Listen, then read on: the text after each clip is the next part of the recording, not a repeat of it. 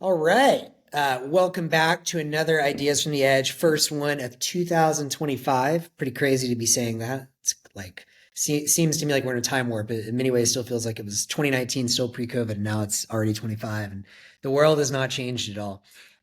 So I'm extremely pleased today to welcome Jordi Montes to the pod.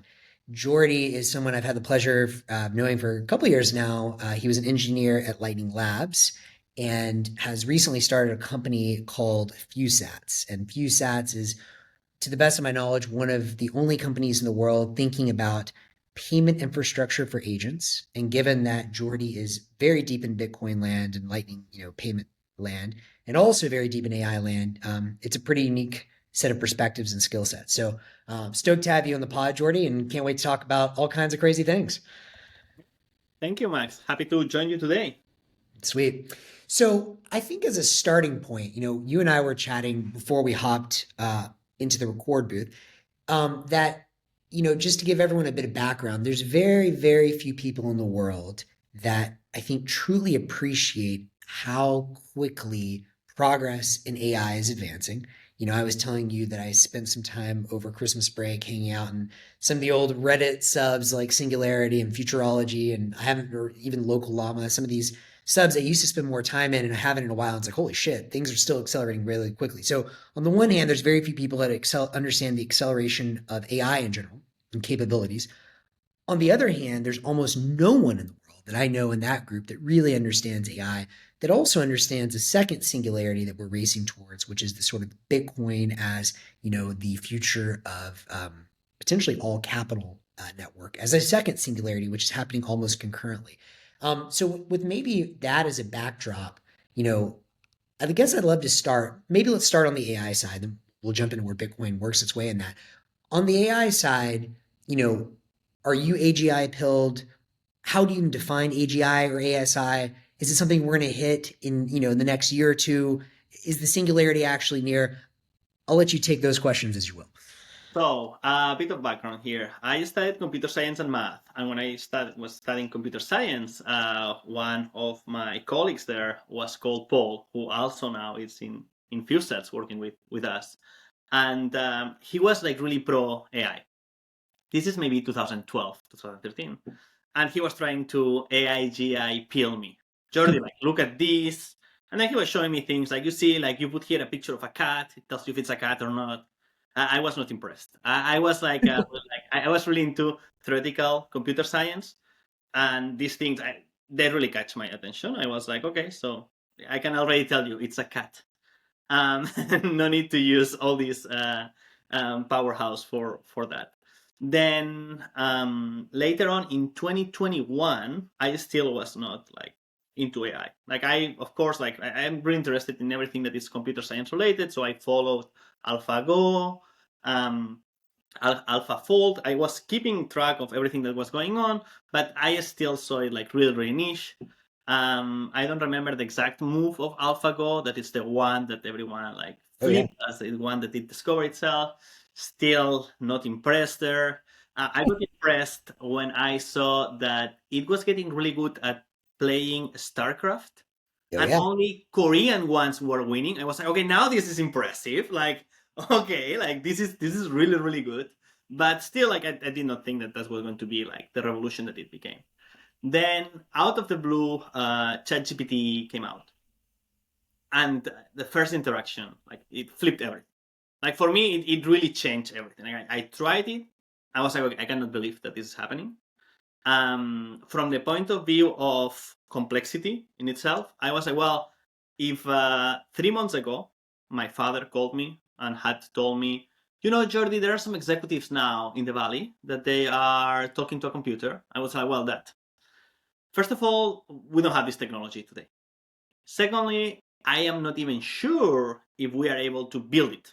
Like, I don't know if it's possible to have a machine that does this. So, what are your sources? Like, stop reading from Facebook or something. And instead of my dad telling me this from Facebook, I just went to a website and I tried it. And I was like, okay, I'm really, really impressed. Call my girlfriend, said, like, check this, mana. I just, right here, I have headache. Oh, you should drink water and, like, take an Advil. She was not impressed. She was like, yeah, I always tell you that. It's like, yeah, but this is generated. She's like, no, look, Google is it's telling you, like everyone. And it's like, okay, yeah. But I saw that there was going to be like quite a lot of time that it will take people to understand how long this is going like it's gonna be like such an impact. But for me, it was really, really clear because the moment that I saw it creating text, Yeah. I was like, okay, this can do everything. The moment it can, like with StarCraft, not impressed. Generating text, I was like, okay, so this is it. All the software that I'm going to interact in the world with is going to be through this interface. Like they can now become the main consumers. And then everything flipped. Like since then, like now it has been a couple. And just remind me on this because before ChatGPT, it was OpenAI that was doing StarCraft. There was another game that they were playing as well, if I recall. I forget which one it was. They were doing multiple of them because they started with Atari in 2017. All this Hmm. happened when I was actually in the Valley. It started. Yeah, I yeah, was working there at IBM, so like there was like this generative AI, and I went like some events, and but I was just like not really into. Like I didn't buy. Like I am one of the people that when Sam Altman say, when we started, nobody believed. They thought that we were crazy. I thought that. Like they said, like it seemed unachievable when they were saying like yeah. we're going to have a machine that has AGI. Dude, I don't know if you even know this or if we discussed this, but I guess it would have been. So I'm a lot of my friends from college and their sort of extended friends. They were all like really early at OpenAI, and in fact, I lived in what I call sort of a nerd commune in 2018 in SF for maybe 8 months, and I would bounce in and out as well when I was traveling a bit. With like the entire house or four or so people in the house worked at OpenAI or people that visited That's there. pretty crazy. And so one of those guys was on the Chat GPT two paper. And like they were showing me some of this stuff and telling me that they talk a lot about less about these things these days as everything's gotten locked down.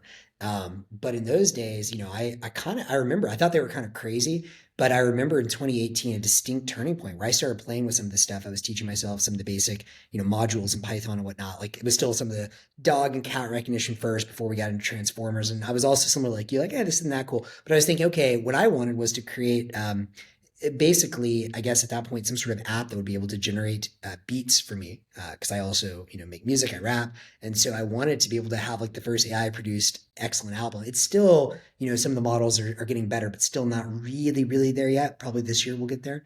But I remember a distinct point where I was like, should I go all in on AI in 2018 or all in on Bitcoin? And well, I suppose both have been okay, but the AI has been a little bit more hype generating in recent months. But I also remember watching a lot of that and thinking these people seem like they're maybe a little insane, but Yeah. maybe not. They've been right so far. Yeah, yeah. For me, it's truly like if someone says today, okay, so we are working on the fast, like light speed travel, so we can conquer the universe. And then they tell you, like, and in 10 years, you're going to be. And I said, like, listen, I don't know, like, if this is even possible, but for sure, we don't have the tech. And Yeah, then 2 weeks later, that's like, okay, jump in here. And then you are like, I don't know, like yeah, 1,000 years ahead. And you're like, okay, totally. that Okay, was. so you weren't impressed with the gameplay like StarCraft. You did start to get impressed, I guess. Was it with ChatGPT two or three It was 0 to 1. Eh? It was not okay, like, oh wow. It was like literally like I remember saying like, this is it. yeah. Now we are going to automate everything. Yeah. And again, your thinking behind that was simply because text is kind of like the universal interface for most of what people do, most commerce, most everything goes through language. And That was code. the reason.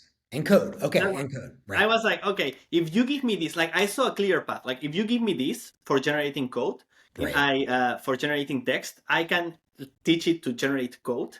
If it can generate code, it can actually interact with actions. If it can interact with actions, can read from the environment, and I saw it lay out, and I was like, okay, so now it's just engineering. Yeah. Fair enough. Okay. Okay. So you got impressed. You obviously, we're still working on Bitcoin stuff. Paint a picture from then to now.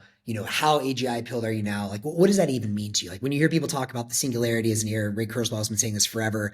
Like, what does that mean to you? Is it real? Like, where are we in intelligence takeoff? So I think that the first time that I heard about singularity was actually with Paul, and then it was again like 2012 or so, and I was like, what is this? And it's like, no, it's a technology that it's so advanced that the moment that you discover it, you're already ahead of everyone else. Right. So like they cannot catch up ever because you're going to always be ahead because the singularity is going to be improving so fast.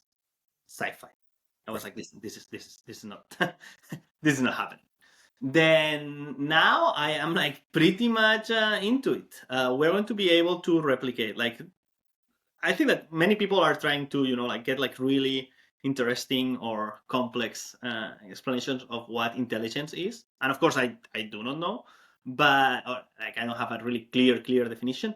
But for me, what is clear is like there are like two elements. One is willness for doing something, and then the other one is just what computation do you need to set up in the universe for that something to happen.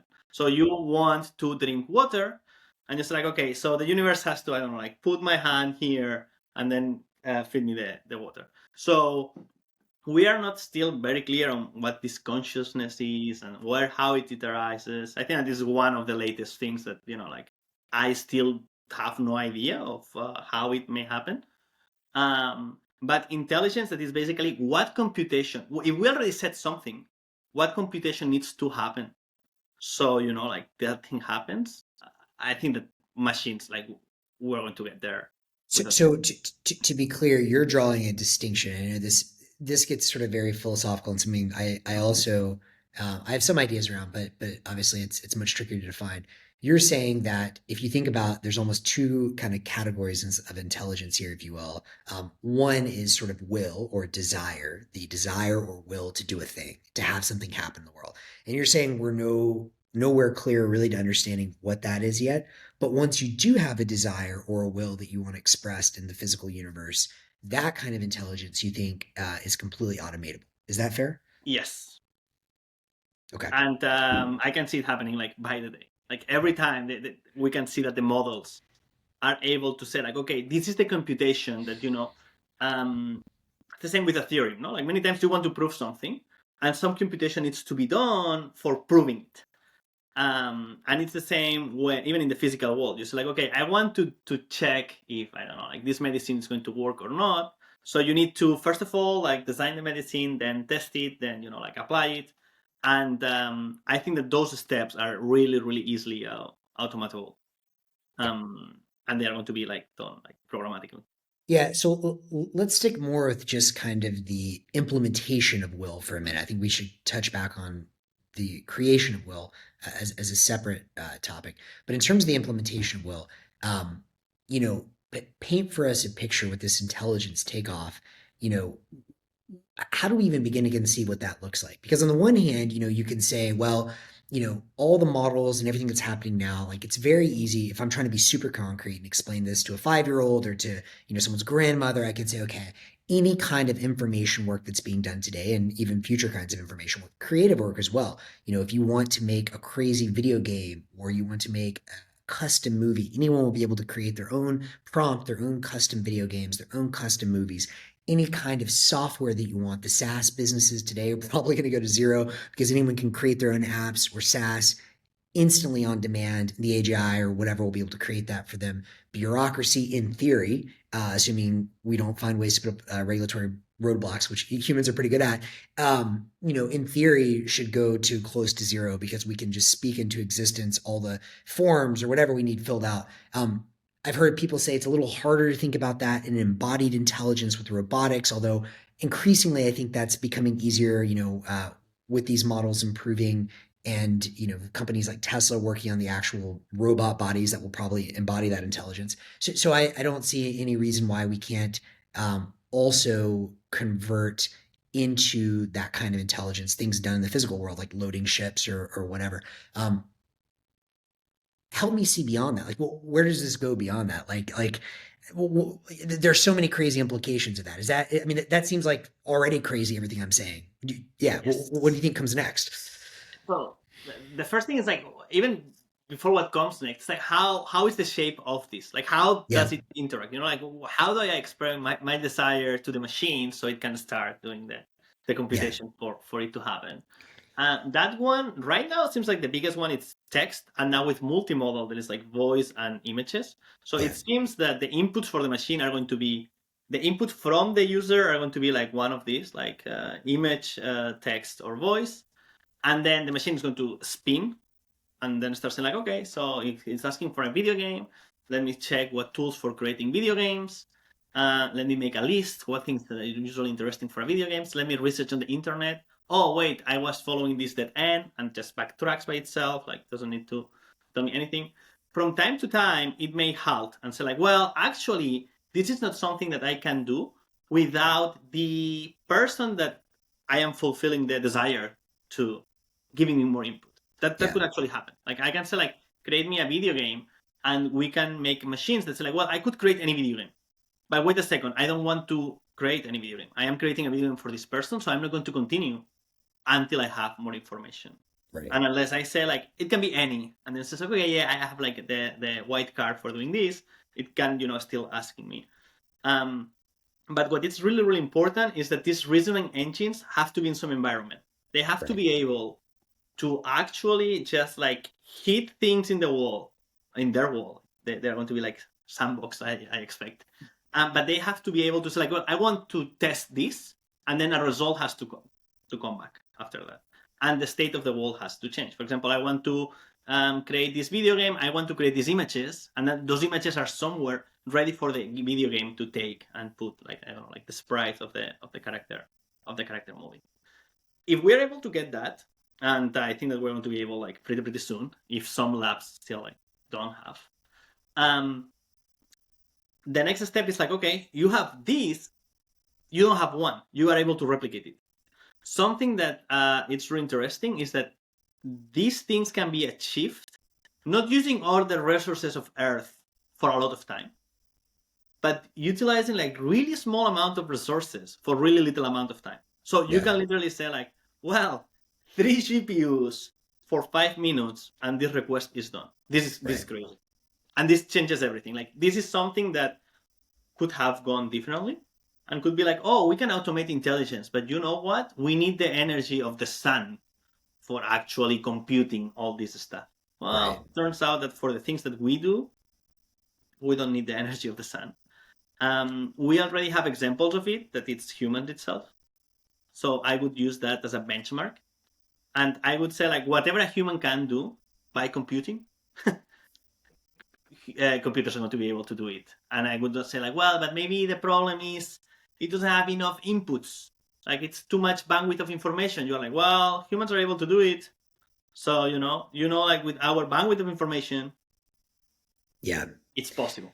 Yeah, okay. So there's a ton of different routes there on this idea that anything humans are able to do. And I want to push back on that a little bit. But in terms of the purely cognitive stuff, okay, I buy that. And some of the creative stuff, or at least the implementation of creative stuff, I buy that to a degree. And I think it is very interesting that it doesn't appear to be, as nearly energy intensive as it could have been, or as people might have theorized a decade ago. That said, it does appear, at least so far, that with these new reasoning models, the inference time compute seems to be quite high relative to what it was. Is that just because we're early in this stage? Do you think that those costs come down dramatically? Because it does seem like reasoning right now. I mean, I think OpenAI's newest API is selling for a couple $100 a month. So that's not super cheap, and I'm assuming they're probably even losing money on that right now. So, what is your take Yeah. on how cheap that all gets? Like, this is really, really cheap. Like 200 per month. It's still really, Yeah, really cheap.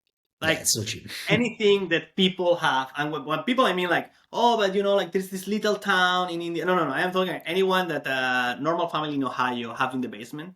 Yeah, If it doesn't, like, it's more than that cost. And they have a fridge under that costs more than automatic intelligence. So I am really, really impressed to see that we are even able to yeah, do this. Um, Something interesting here is, okay, we have these things, and how do we use them? Like in reality, there are many people that say, which is crazy for me, the new thing of $200, it's not worth it. yeah. And in reality, it's just like, well, worth it for what? What would you do with it? And then they Right. tell you like, I don't know. And you're like, okay, so I understand why it's not worth it for you, because you don't even know how to use this. And this ties with singularity, and why I am really bullish of everything happening really, really fast. Humans are one of the species that, okay, they adapt the fastest, like the cognitive load. However, their fastest is years, many times. Like Right. many times there is a new technology and it takes years for generations to die and the new ones to adopt it, because they say like, listen, I'm just not going to change. Right. This is the first technology that can be adapted to any kind of environment. And the most important thing, it can be used by itself. So So it's recursive. when we talk, but not only for improving itself, so like, okay, so now the tool gets better because the tool is being used for improving the tool. That also, but the tool gets better at doing whatever you are applying the tool to. So it's not like I have a better hammer. It's that the hammer is building houses and improving the hammer itself. But that hammer is also building boats and improving that hammer itself. And like it happens for everything. Um, so test compute right now, yeah, it's a bit expensive. However, I would insist on humans are the benchmark, and I don't think that we are near the limit. I think that it could be like a really crazy coincidence. Yeah. It could happen, no? The universe sometimes it's funny as that. Yeah. The universe is often funny. Yeah. But it could be a really big coincidence that we evolve for millions of years. And the moment that there is something that it's able to compute for having AGI, it's the limit of computing. Saying like, well, you cannot make something that is smarter than the thing that created this. Like, oh, it happened to be that you are the limit. And we have seen that it's not true for things like normal computation, like for addition, Right. like the simple ones that are on the CPU. They go faster than most of the things that we do. We see that with most of the things. Like our planes don't fly like birds. They don't Right. move wings, and they are like quite efficient. Right. So I think that like for computation, we are going to hit the same thing. Like it's Yeah. not going to look like a human brain. Like I know that there are many people that say we need to make it like biological based because that's the best thing. Yeah. I don't know. No, I agree with you. And I actually, I mean, I probably am more interested, and I think a lot of people are, Elon included, in this idea of fusing intelligence, biological and I guess silicon Yes. based. Because I do think there are some things that are still potentially unique to human, mostly this will and desire thing, which I want to touch back on. But before we jump into that, still, paint for us a picture. Like a lot of what you're saying is very theoretical. So I gave some very concrete examples of things like making, films or whatever. Like, is there anything AI won't be able to do? Like, what are some concrete examples in the next couple of years of things that this super intelligence will be able to do that will blow people's minds? I think that the craziest one is interact with any kind of software.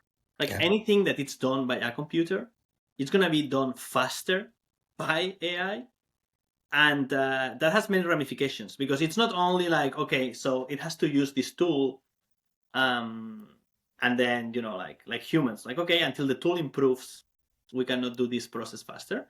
But it's going to be really, really good at saying like, okay, I am using this tool for doing this. How if I spend some time building a new tool for this use case, and I would be, as you said, like kind of worried for simple SaaS businesses, the ones that the only thing that they did is like, well, this should be in a computer. Not everyone knows how to code, so I'm going to just code. Well, anyone can start in a weekend and then put marketing behind it, and then like convince people to buy the product, and then like this is like the YC move for more companies, in Right, the right. last 12 years, and it was great. But now the dynamics are going to change quite a lot with AI. There are things that AI cannot do, even if it's an AI. And that is this idea of predicting the future.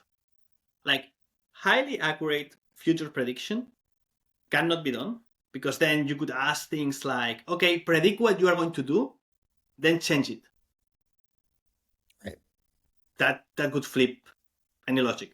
Like it could say like, okay, predict what you're going to be doing in 20 minutes, and then in 20 minutes do something different. It's like, well, Right. or it fails the prediction, Yeah. or it doesn't follow the order.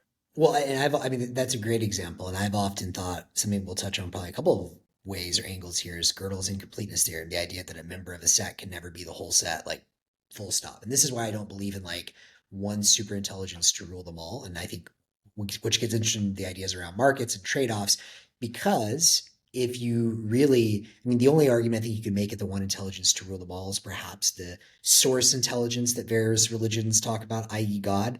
Mhm. But then, even if you believe in that, that sort of like fractals into each of us and each of the different sort of like pieces of matter and other vibrations as part of that. Because if you don't have any constraints, then well, then there's no environment to self play or anything. Yeah. You're everything, right? Like which I guess kind of like blows the mind. That's this sort of like Zen eureka moment of like, holy shit, perhaps. Yeah. I don't know. I don't know if you agree with that, but Yeah, well, that may be one of the things. Like that one are the ones that I don't know how they are going to be. yeah, What I know is that there are many people that imagine that you can just say like, okay, go and make me money. yeah, And the problem of go and make me money is that you make money by participating in the economy. right. That means that you making money means that someone else is paying you for that thing. Finds it valuable. Then that exchange, if there is only one powerful AI, there are no exchanges. Like because it can allocate the resources by itself. That cannot happen. If that happens, the AI becomes like highly dysfunctional. Because So just to push back on that, I tend to agree, but why is it the case? Because you hear some of these super AGI ASI people that say, no, we're going to create basically God, and God is going to have better allocations than we do or markets. yes, How would you answer that? so there is a problem here. This better sounds great, and I think that it's going to be better for me, and then you think it's going to be better for you, and many times your vision and my vision cannot be aligned, so it's going to be worse for one of those. So it's not going to be like you want it, or it's not going to be like I want it. So usually markets not only allocate resources, like people think that they allocate resources in an optimal way, as if there was one optimal way. Like, well, it can only be this thing. And then you say, like, well, if it was someone who control all the resources, they may be able to allocate it in the way that it's more optimal for them. But even if there is only one AI, there is only one conscious. Like there are many Yeah, people with one different things. right. So the AI is not going to be able to, like they think like, and everyone is going to live in nirvana. Well, the problem is that my nirvana looks different from yours. Right. And then they say things like, well, so it's going to be virtual environment. Everyone lives in their Everyone has their nirvana. own virtual environment. Yeah. Yeah. And then it's like, well, but that's not good for me. Like what I don't like is virtual environments. And then you already like mess up with everything. How would you argue this idea that that's already happened, and in fact, each of us is already like this whole construct that we call reality right now is just a virtual environment we, as a perspective, chose to be in. Yeah, and that one I never thought like deeply about it. What I know is that for sure the only experience that I have about the world is through my own consciousness. Right. And then what I do is I project. I see other people. I know that they were born, or I suspect that they were born in the same way that I am. So I project, and it's like, well, they have the same as I do. But then you can see like this gets really complicated when you talk about animals. It's like, well, what about insects? Do they have conscious or not? And it's like, well, I don't know. I guess no. Like they are really ugly. They don't look like me. And what about the tree? It looks nicer, but like it doesn't move, so I don't think so. So these things are not clearly defined. So I think that it's going to be like really, really hard. So for example, with an AI, something that is really easy for me to rule out is like I said, like it doesn't have consciousness. And it's like, well, but why? Maybe it emerges. And it's like, Yeah. well, the problem with consciousness is that I don't know how to verify in third parties. I haven't seen anyone showing me how to verify it in third Yeah, parties. I mean, this is solipsism, right? And this is an idea that I've always been very partial to. Not just solipsism, but there's sort of in the Vedas or the Vedantic view is this idea that the only thing you can ever validate is Descartes got it slightly wrong. It's not that I think, therefore I am, but it's I am, therefore I am. Like, i.e., just like the fact that I feel, the fact that I experience that I am here, that there's presence. That is the only thing that I That you know can is take. true. Exactly.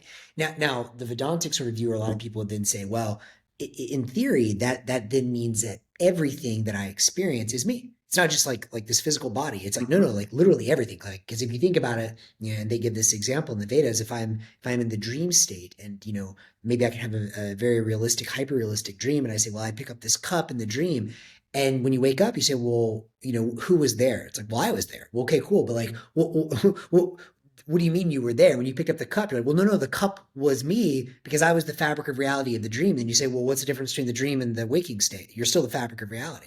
And so in that world, can everyone have their own like simulated thing? Maybe, and maybe that's already happened. Yeah, I don't that know. could totally be like the simulation hypothesis. I am not Yeah. the biggest fan, but it like I don't know also how you could not demonstrate it. And Yeah. usually when people say like, "Oh, it's really clear for me that it's not," and they say things like, "Well, for simulating the universe, you need a computer that it's as complex as the universe," and you're like, "So what?" Yeah. So what? Like you're thinking like too small. Like you can do much much more than that. Um, Something that is interesting in this area is yeah, like you are the only one. Like the difference between the dream and normal reality for me is that I assume that even if everything that I am feeling it's through my only subjectiveness, there are other entities there that they are doing the same thing. And in my dreams, I assume that there is not. Like anyone that I see in my dream, I assume that they don't have their own consciousness. But to be clear, that's an assumption, like, right? Like you Yeah, could yeah, say you are me. yeah. That's the assumption. And actually, something that for me is really clear to rule out is this idea of, well, I don't think that LLMs can become conscious because I just said, like, well, the only way that I know that they are conscious is that I am conscious and I am projecting. So I look at other people and say like they are. I look Right. at computer and say like, I don't think so. However, something that scares me quite a lot is this idea of they are now doing biological computation by growing brains. Like they take brain issue For and real. I've yeah, not seen that. Holy yeah, shit. and then they grow it and it's like look it's able to like become like a normal brain and it's like okay that one I do not know like Ah, and it's like no but it's really simple functions right now and it's like well, stop that like I don't know what you are doing but and what you said about Elon Musk and Neuralink, yeah. that's something also that it's pretty crazy. Like I don't know how it is going to be. Yeah. um, Well, okay, so obviously putting some of this philosophy on the side because obviously it's challenging to prove anything other than subjectivity. But um, you made a statement earlier that AIs will be able to implement any desire. What mhm. about having a desire or will? Do you think that AIs will get to that point or not, and why?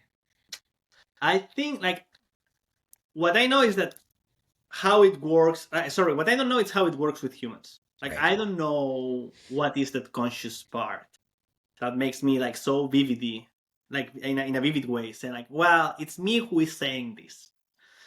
However, what I am sure is that all the information in the world is just encoding and decoding. Like you just like do something and it's like, well, this encodes this information, and then you're able to decode it later. And then computation does like this decoding, but instead of one to one, like moving it to the next step. So you have something like 1 plus 2, and you say like, well, this is encoding 1 plus the number 2, so 3 concepts, and then I put another concept there that it's number 3, and this is just decoding this plus, no? Like it's just like a function that gets applied. Right. But you can see everything as normal decoding. You have like the axioms, and then whatever comes from the axioms is just decoding from the axiom itself and whatever functions are there. Um, then for machines, I don't know how that erases on them. And how I believe that it's gonna be is like, well, whatever it's their desires, I'm going to be able to pinpoint them on this matrix. And something that I can do with AI that I cannot do with humans is replicate it hundreds of millions of times, Right. change the stuff, and See see what happens. if that desire is there or not. With humans, seems that doing this destroys the human. This may What do you mean? happen. Doing what? So you cannot replicate. Like we don't know how to replicate Oh yeah. quantum state of a brain. Like we cannot fork 1 million Jordis and just like okay, let's test. Yeah. And it seems that doing that on a quantum state that we live in, it's a problem. I don't know if it will be forever or we're going to be able to, like somehow manage to also do that. That's beyond my current understanding. But for AI with current zeros and ones, So it's really easy to say like, well, yeah, we can do this right now. Yeah. If we move in another factor that I think that it's what I was hinting before with the brains that are being grown. Yeah. That factor is like, well, that one I know it because it's really like how I am done. So like I don't know Yeah. if it's able to grow consciousness or not. Yeah. Um, but for AI, I don't think that they are going to be able to have a conscious. I think Mm. that they are going to be able to encode desires. I think that it's needed that they encode desires because that's what drives them to take the next action. Right. If not, you just stop. Yeah. It's a very interesting question. I mean, I think if it turns out that that's trickier than we think, or maybe impossible, then I think that gives a lot more credence to this idea that fusion, transhumanism, whatever, is the way, because maybe the only thing that really makes humans unique and or special in that world is just desire, and that's okay. And then that just means you have various desires or various will that you wish to see happen, and then you have this essentially, magic set of abilities to, you know, to make that happen. Which I could totally see that being the case. However, something crazy is that looks like humans know how to bring new desires to the world. That is by having babies. Yeah. So this is really, really crazy because it's not only like, wow, like we happen to. It's like, oh, what we had for a while, and it's kind of simple. Yeah. Like you don't Exactly. need a degree at university for knowing how to make a baby. You just make it, and out of the blue, that baby grows up, and there's like new consciousness, and that's I think it's really, really crazy, and it's all the Western world usually like they didn't spend much time on this. It's crazy because they found the scientific method, they standardize it, and it's like, with this we can understand the universe. And it's like, well, what about this? And they look, they don't know how to match it, and it's like, well, forget about that. And you're like, well, this sounds like a pretty important part of the universe. And we can make it like not look into it, but it's not even like a small edge. It's like literally everyone doing the scientific method Yeah. was created this way. So, like this sounds important. It's not an Yeah. edgy thing. Yeah. Well, it's funny. I mean, it seems like being a college degree and or living in the West is actually exactly inversely proportional to running that particular scientific method and making babies, because there's certainly a lot of babies still Yeah. being made, but fewer in the West. Um, so it's going to be interesting to watch, and it's also going to be interesting to see how those things play out. Maybe, kind of like Japan has already had, like the West, the legacy becomes much more of this sort of like AI robotic form of intelligence. Meanwhile, in more developing countries, maybe that's where like the human intelligence lives on. The question is going to be like, yeah, is it going to be some kind of like weird new like, slave ruler dynamic? Is it going to be more of a cooperative dynamic? Something in between? I think that, yeah, that remains to be seen. Yeah. It's gonna be pretty crazy, yeah. And singularity, if it ever happens, I don't know if it's going to be what they call fast takeoff, Yeah. because you could say like singularity start like with the Big Bang.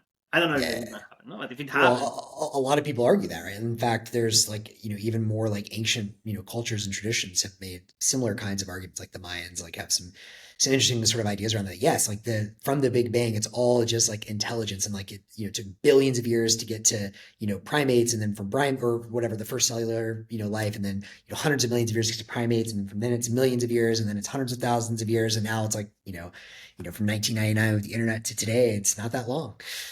and then they say things like, well, but that's a really slow process. Like something important here is to see how most of the people take their system for measuring stuff, Yeah. and then they decide, this is expensive, this is fast, this is a long process, too long for be a one process. We need to break it. This is too big for be only one process. We need to break it. And you're like, why? Like maybe for us to understanding it, we need to break everything in small pieces, but I don't know if, like, first of all, I don't know if everything can be broken in smaller pieces. That if you look at stuff, like, that's how humans understand things. Like, we don't say, like, well, the universe is in one state, and then at the next moment, it's in the next state. No, you try to break it and say, like, listen, so if there was something flying, there's some energy here, and then there are some forces, and, like, these are the vectors. So in the next one, I can calculate this without caring about the rest of the universe. We don't know if everything can be broken in that way. And in the scientific method, we assume yes. And for humans, we assume yes. But like, well, Yeah. we want to be able to understand everything. Well, I'm pretty skeptical of that in general. I think calculus and all of those are pretty limiting views. I mean, in my mind, it's much more interesting to think of everything as one continuous process, everything as flow, everything as frequency. And I think that's like one of Tesla's famous quotes as well. Is, thinking about the universe in terms of vibration and frequency. I mean, everything is wave, right, at some level. And just depending on how fast are you vibrating, is it like slow and therefore your matter is super fast, and then you're some kind of like, for example, light. The speed of Yeah. light obviously is one of the fastest or the fastest thing that we know of today. But I'm sure we'll find much faster. Anyhow, so there's a lot there. But so maybe bringing this a little bit more down to earth. So let's assume for a minute, so we have this kind of intelligence take off over the next couple of years. Um, and I'm one curious how fast you think it's going to happen. Let's also assume that robotics, companies like Tesla are able to embody some of that intelligence. So a lot of the things in our physical reality can also be impacted by AI, which I'm increasingly sort of sold on. 100%. Then in that world, help paint us a picture. Like how fast this happen. In the decade that follows. Let's say the 2030s to make this kind of easy. What does that world look like? On the one hand, you have people like Elon out here tweeting that money no longer matters. I personally am very skeptical of that view. This is where I wanted to talk with you as someone who's also deep into the Bitcoin world and seeing capital sort of already congealing in that network. You also have, yeah, you've got a lot of these kind of like, I think, pie in the sky people who agree with him and say, we're going to have this kind of like beautiful harmony for everyone. On the other hand, I'm much more interested in what people are doing versus what they're saying. And what I'm seeing people do, including Elon, is raise tremendous amounts of capital to build, 100 gigawatt clusters and then even larger clusters. And I'm hearing more and more people like the former OpenAI researcher, the situational awareness guy, that Leopold guy. I was very interested. I thought his arguments were interesting, but I was much more interested in like, what's he actually doing now? He's starting a hedge fund. And it was interesting to me to hear him say, okay, well, he kind of said at the end of his interview, the Dwarkesh podcast, I thought this was, in my mind, the most interesting thing is when he was like, yeah, I'm young. So if AGI is just way smarter than me, I've always gotten by on being smarter, then I need to convert some of my sort of intellectual or social capital into financial capital before that happens. So help paint us a picture. Is it going to be, those that have capital, probably Bitcoin, going into the singularity, become the new feudal lords, or does it even not matter? Because I do see the Elon point of view where if everything can be made at zero marginal cost as soon as you imagine it, well, what does money matter then in that world if I can just create whatever I want? Yeah. So there are multiple things here. The first Simple one, question. yeah. The first one is this idea of, okay, so there is a AGI, so now it can do everything, and you're like, okay, yeah, but it can do everything at the cost of not doing everything else. Like I cannot do all the things at the same time. It's like, well, that's going to take me longer, and many times things are, like if I build a house here, I cannot build an office here. It has to be one or the other, or I cannot be a golf court. And then these things are not going away. Like AI is not going to come and say, like, well, actually, like I'm going to build here the office. That the way to solve it usually is like if you own everything, then you don't need to cooperate with anyone, and you can just do optimization process with only one AI that takes that stuff and say like, so here I'm going to put potatoes, here we're going to put strawberries. But in reality, because how this like the world that this technology is born in, it's not like one person owns everything.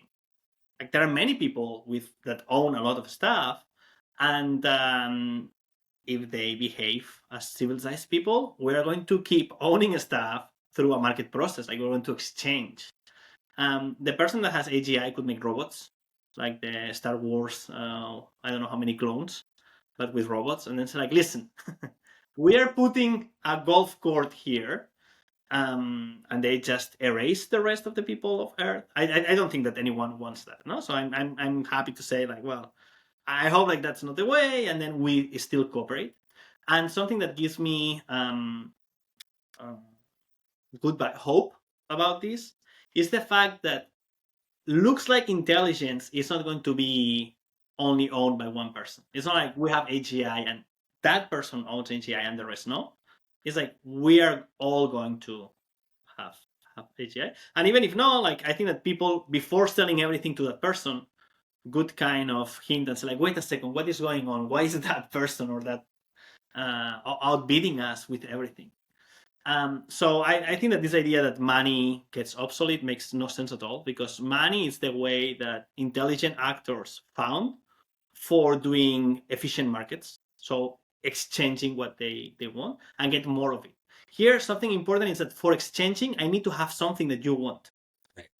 Then until now, there were two things, like, or objects in the wall that people assume like through law and stuff that I own, and then you just like a gentleman don't take it. Just like, I want to exchange this, and then we don't fight for it. You take your thing, I take my thing, and we move on. We don't get hooked into, oh, he took it, and then start fighting and things like that. So that's how intelligence found a way through humans. And this is pretty crazy because humans found it without designing it. Like, this erased out of stuff. Then if you ask someone, like if you read texts from, I don't know, 1,000 years ago, people think that what is there to be bought is what is currently being produced.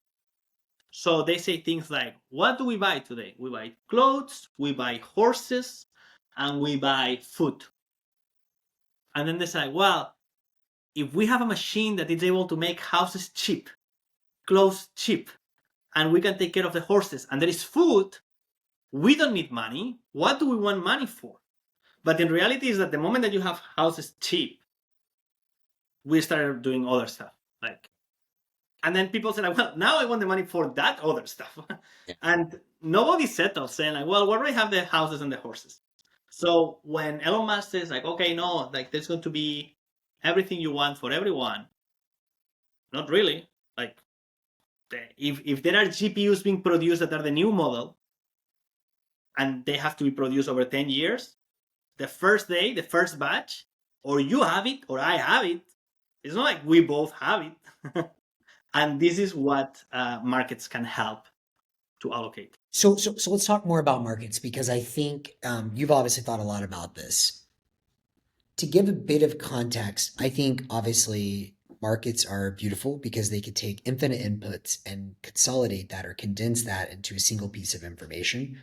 So the inputs of all kinds of weird prices and weather patterns and all these things from all over the world, and give you it in one piece of information. So that's the beauty of markets as a coordination mechanism, which is awesome.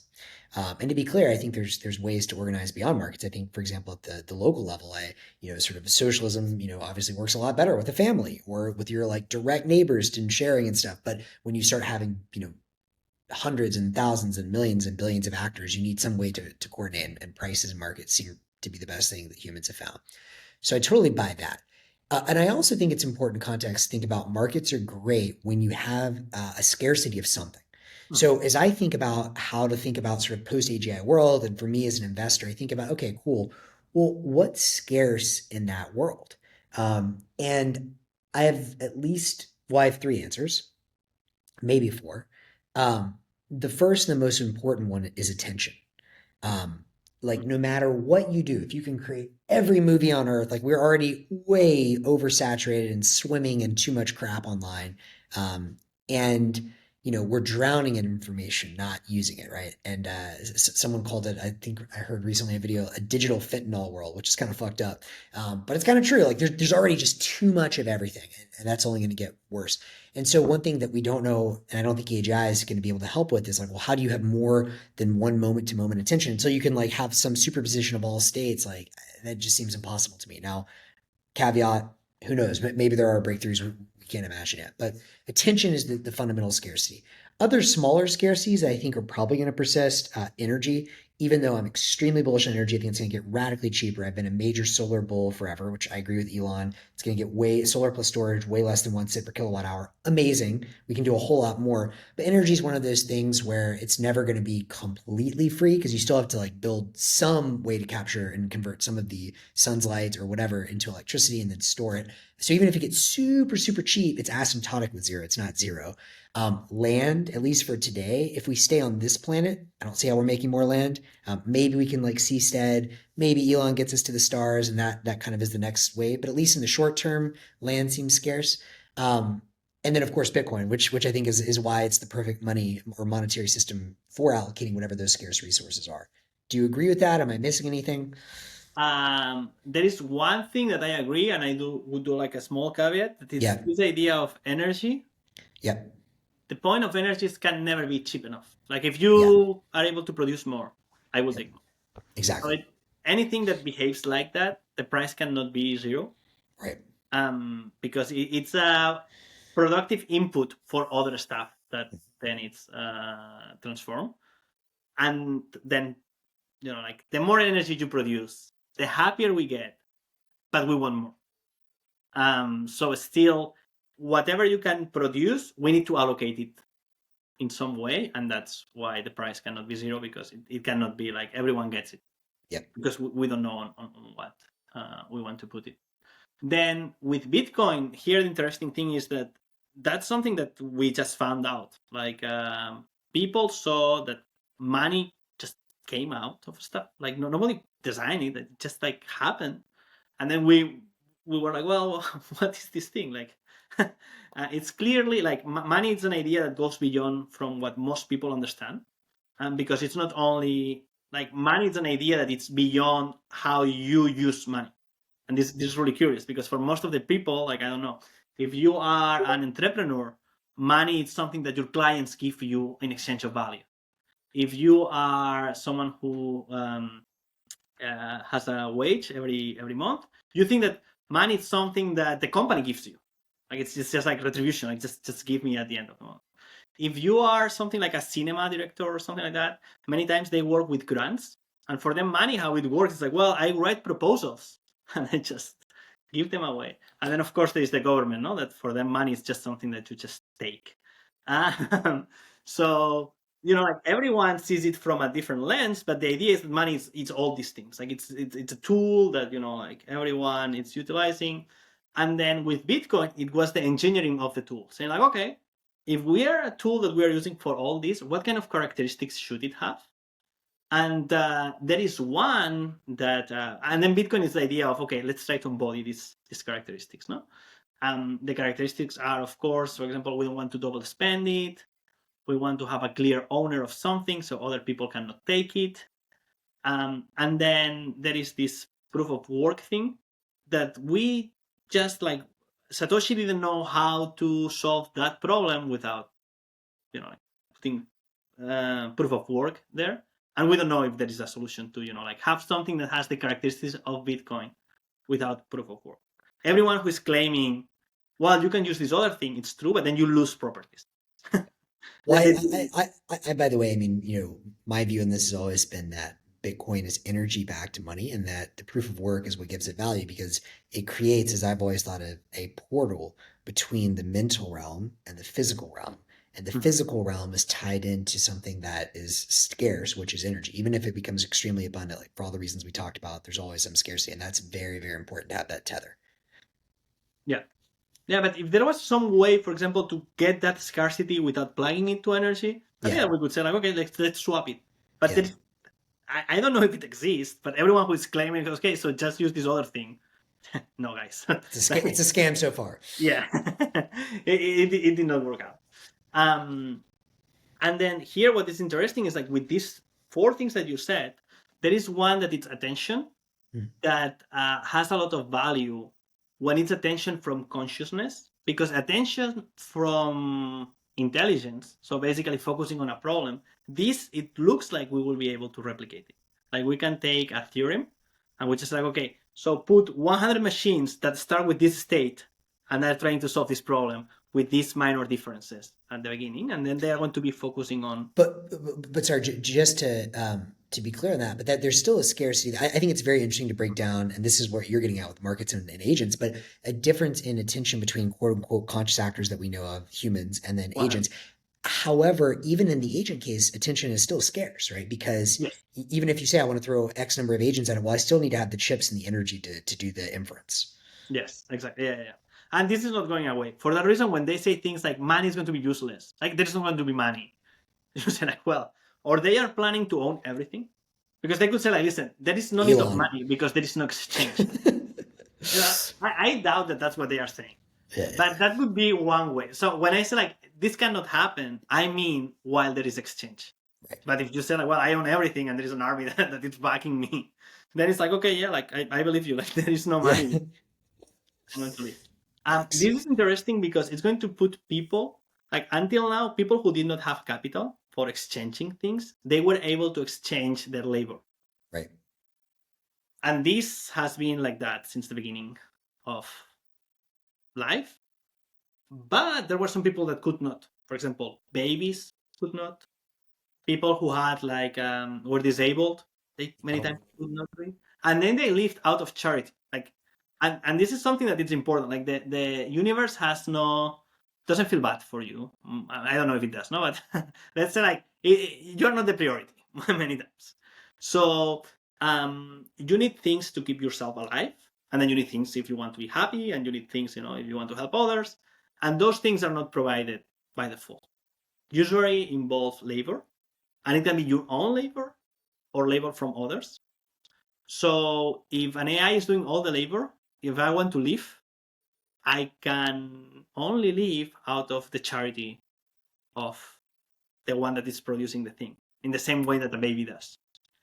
That's a future that I can see happening. Like, Do you think it's going to happen soon? And if that's the case, is it going to be that when you say you live off the charity, it's not necessarily the AI, but perhaps the people that control the AI, or maybe both.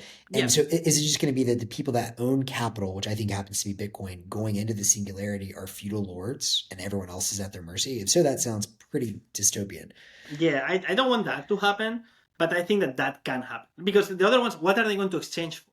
Like, there are going to be people who have access to AI, and many of them, but unless there is something that says like, well, don't worry, whatever happens, you are not going to lose your access to AI. That cannot be, no, because Well, so I have some ideas. I don't know. My intuition tells me that might be the state initially at the point of transition because we're so used to people having to exchange their labor. But then I think the way the world will kind of re-equilibrate, find a new yeah, it's equilibrium, rich. would be to figure out what is the scarce thing that humans can do that the AIs can't. And so we made one hypothesis earlier, which is desire, will, taste, like specific things you want. So there might be then in that world some way for humans to exchange essentially a class of novel ideas or desires that the AIs can't generate on their own. I don't know what that exactly looks like, but that would be my best guess. Yeah, but in that case, they could have a job. Like the Yeah, point is that they have something to exchange. yeah. But I don't know if we are going to have things to exchange. There are going to be like some people that I don't know if they will have things to exchange. I hope yes. But you get my point, right? Like Yeah. if there's something we can do that AIs can't, then you've got a job. Well, it has to be something that we can do, they can't, and they want done. Yeah. Like when there is an Or the controllers of the AIs want done. exactly. Like the other part that is exchanging, it's not only like, well, I can do this and you cannot. Like, check, I have a nose and I can touch it. It's like, no, I'm not paying you. But then you can see many people that are claiming for UBI and things like that. And this is what I was talking about before when I said like people don't have a clear vision of money. Because UBI, it's nothing else than, well, every month you have something and you're exchanging it for, buying the stuff. So there's some people who are producing and then you are tricking them. Or not necessarily tricking them. It might just be like to your point, charity, where I've heard Elon express favor towards UBI because it's kind of like I don't see any other way. I Yeah. disagree with that. I think there will be new jobs for humans, but in that world, I mean, from just a more compassionate standpoint, you would hope that something like that would be instituted. Because what's the alternative? You're going to go to like I don't know. I mean, just everyone just die. Like, Yes, but if everyone has UBI points, and I am one of the few people that it's producing, yeah, if like the trick with UBI is tricking producers to don't notice, saying like, okay, I am producing stuff, and there are many other producers, and we need to exchange, and we use money for exchanging stuff, and then without us noticing much, there are some people that get the money for free. But we don't notice because we want that money to purchase from the other producer. So it's like, okay, right. I am losing part of my production to people that are not productive, but I Yeah. want that money to buy something from the product. So just to push back on that, I mean, that is certainly one very kind of like economic rationalist view on this, and that's possible. Um, I mean, I can come up with a couple of sort of counterpoints to that. One would be purely an economic rationalist. This is like a very dark dystopic view, but one thing you're buying with UBI is like not having revolt. Yeah, So that's like one kind of like you know, raw and like pretty sad way to look at it. But like if you purely saw things as economic agents and acting, then like yeah, I mean, like literally you're giving up the producers are giving up a portion because they don't want a Marie Antoinette French yeah. Revolution scenario. So that's one thing. I also think that most humans, I mean, I know a lot of us are very jaded because governments become very bloated, very inefficient, and all those things, which I agree with. But I do think most people are, have certainly compassion in them as well. And maybe you argue, well, that shouldn't be forced compassion. Maybe it'll just be charity that emerges. And some of these super rich players will just set up like ways to take care of folks. I think that's also very possible, whether it's forced or purely charitable. I do think there will be, hopefully, as there were in years past, you know, enough sort of charity. I think another possible outcome is like it'll just be kind of an alternative society that emerges. It's like, look, the AGIs are not going to kill all the humans or whatever, but like you basically create new forms of society that, create their own human to human markets. And like it's just very bifurcated. They don't have access to the newest and latest technologies or whatever. And they're kind of living, in the way that we see On the hunter edges. gatherers. Yeah, that still live today. Like if you go in the Amazon, there's still hunter gatherers right now. Yeah. And to be fair here, the hunter gatherers, I think that they may look like the future for us. So we just move now like 100 years ahead, Yeah. and then we go to a place and we say like, holy fuck, like this is heaven. How are people living like this? And then they tell you like, oh no, we are actually the leftovers. Like we are. This is not the good place. The good place is there. You're like, what the hell? So that could I can see that happening. Yeah, like And maybe in a weird kind of twist of events, the leftover places in some ways become the more interesting, exciting places to live because maybe people get fat and lazy. It's like it's interesting because for those who don't know, Jordi is Spanish. And, obviously, has spent time in the U.S., Canada, whatever. But like the reality is, I've had many times in my life way more fun, like living in Mexico and places with way less material abundance. But like I don't know. There's more like community. There's more like people are closer to their neighbors. I'm not trying to paint an overly optimistic picture either. Like I know that that's like yeah, you're going in as like white dude with money and this and that, blah blah blah. But I'm just saying that there's trade offs, and like when you come to the United States, it's like oh, this place is so awesome, and it is awesome in a lot of ways. Like we do have incredible material abundance. But like also the US kind of sucks. Like most cities, people are driving a whole lot. They barely see their families. They're addicted to their fucking smartphones. And I don't think it's exactly clear that just because you have access to the best tech, you are in fact leading a richer life. something that is interesting here is that what could happen is that there is a parallel society of people that Yes. live out of charity, but Yeah. those people have like entrepreneur status. Like Yes. they say, like, okay, so we cannot compete with that. Like every month, new stuff gets into this, but inside it gets distributed. Like people are selling Old lemon school markets. and things like that. So Yeah. that can totally happen. And again, I mean, it's not like you have to think that hard. Like you go to Mexico today, half of the country is, there is no banking. There are no fucking payment apps. It's still cash. It's still peer to peer. It's still, there are no regulations. It's just a dude sets up a tent because he sets up a tent and who's going to stop him? And I could totally see that way of Yes. life becoming much more common. Yeah, I think that some things are going to be like replications from the past. Like we can see, like humans, for example, have this entrepreneurial spirit. Yeah. So whatever you put them, they're going to have it. Like even if you say, like, okay, no, so these people cannot live in the city anymore. We're going to just like put them in the forest. If Yeah. you wait 10 years there, you're going to see people who really want to take care of babies and people who don't. People who want to go and hunt and people who don't. People who like to work a lot and people who don't. So I think that will happen even now. Naturally. Like they may not be able to compete in the big leagues with machines, but there's going to be like all these Yeah. the same And, dynamics. and I could see, I mean, another great example of this is The Matrix, right? The movie, right? Like you have, the main characters, they're all stuck in this world where AI can generate, it's exactly this, right? Like whatever your desire is, you get it. And yet there are always those that choose to leave because it's not real, it's Yeah, raw. it's Like too late. And so the people that live whatever in the center of the earth, it's like it's shitty by material circumstances. The food they eat is crap, but they have something that you don't have in the AI generated world, which is reality, which is like Yes. adventure, which is rawness. Yeah. They would kill us if now they do like the Matrix 5 or 6, and then actually escaping the Matrix is part of the Matrix program. It's like there are people who really want to escape.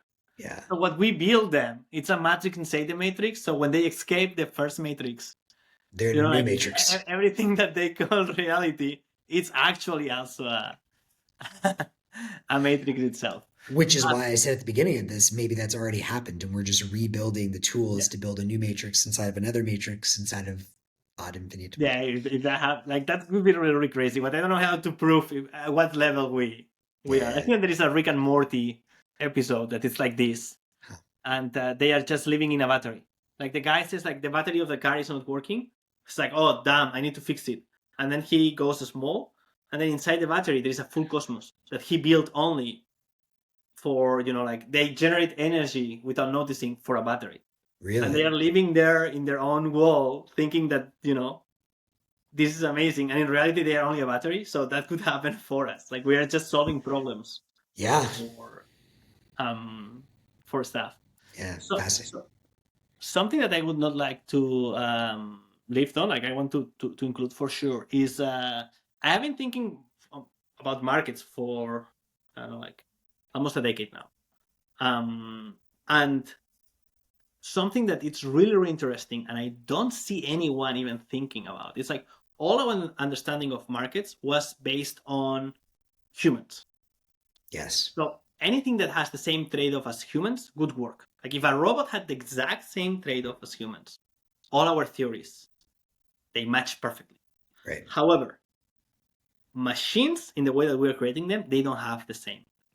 There are some that are just, let's say, not crucial, or that they are not truly changes. So for example, processing speed.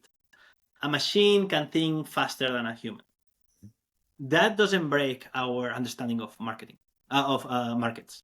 Like if humans thought 3 times slower, the theory of markets could work exactly as it does. If it was 10,000 times, it would also work. The only thing is that it would be faster, but it's the exact same thing.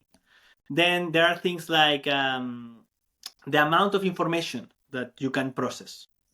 Same thing. Like if we could process more information, our understanding of markets could also work. The only thing is that like you would be able to do more. Same with multitasking capacity, like this idea of machines now can multitask on a lot of stuff. It still works. But I actually identified, and we wrote a paper that is called Beyond the Sum. Is that released now? Yes. Yeah. Okay. We can add the link. The cool. Title is Beyond the Sum: Using AI Agent Potentials Through Market Forces. So we humans were able to create like really crazy things that no human by itself was able to build, that we wanted as humans thanks to markets. Like the city of New York, nobody designed it. And even if all the humans tried to design it, we would fail. It just happened through markets. It's emergent. Yeah. This applies to AI too. It doesn't matter how smart we're able to make it. If we're able to replicate it and have the consciousness of different people, or the wills or priorities of different people, and then they try to coordinate through a market mechanism, or this is like, this applies. Like the sum of those AI agents is going to push us further than just the sum of the intelligence of each one of them. However, in that paper, there are like 5 things that we identified that truly may change how markets work. And this is not like, okay, and here it is, and like this is how it affects. Those are things that I say like, well, this is not cosmetic things. Like this really, really matters. And there are things like perfect replication. Like the idea that we can take someone in a market and replicate it multiple times, this has to have, like, my intuition is like, this has some effect that did not apply in theory of markets today. And now we need to take into account. Again, this is not like, oh, they think faster. No, because what it means is that we are able to saturate markets instantaneously, for example. Like when there is an opportunity, Right now, most of the time, what it takes time is for the information to pass away, and for other people to take it. Now it's like, well, I replicate it, I take advantage of the thing instantly. Dynamic instantiation, it's another one that I think that it's huge. It's this idea of we have economic and intelligent actors at will. Like we want hundreds of thousands more, we just put them, or billions of them more, we put them. And now we want less, there's no problem. This never happened with humans. So there was a lot of a structure that needs to be built to make sure that that person can live for 80 years. This doesn't happen with machines. And Yeah, this so market, I think that, you can have on-demand intelligence or workers as needed, yes. or less or fewer Yeah. as needed. I think that it's really important also to see the less and say like, Yeah. well, this never happened before. So this may have an impact on how markets move. The other one Okay. is collective learning.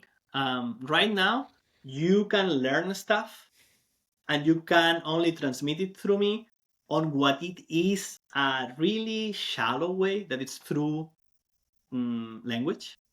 So you are actually not really transmitting me the knowledge. You are kind of distilling it. Like you are not giving me what you felt. Um, so many times when you have a new idea, it's really hard to convince people about what the implications are, because through language you're not giving me the idea, you're giving me words and I'm not able to form the idea. It doesn't match in my brain. Mm. This does not happen. Like I can copy your bits into my AI, Yeah, and yeah. now it has the idea. This is really important. It's not Perfect information. communicating exactly. Yeah.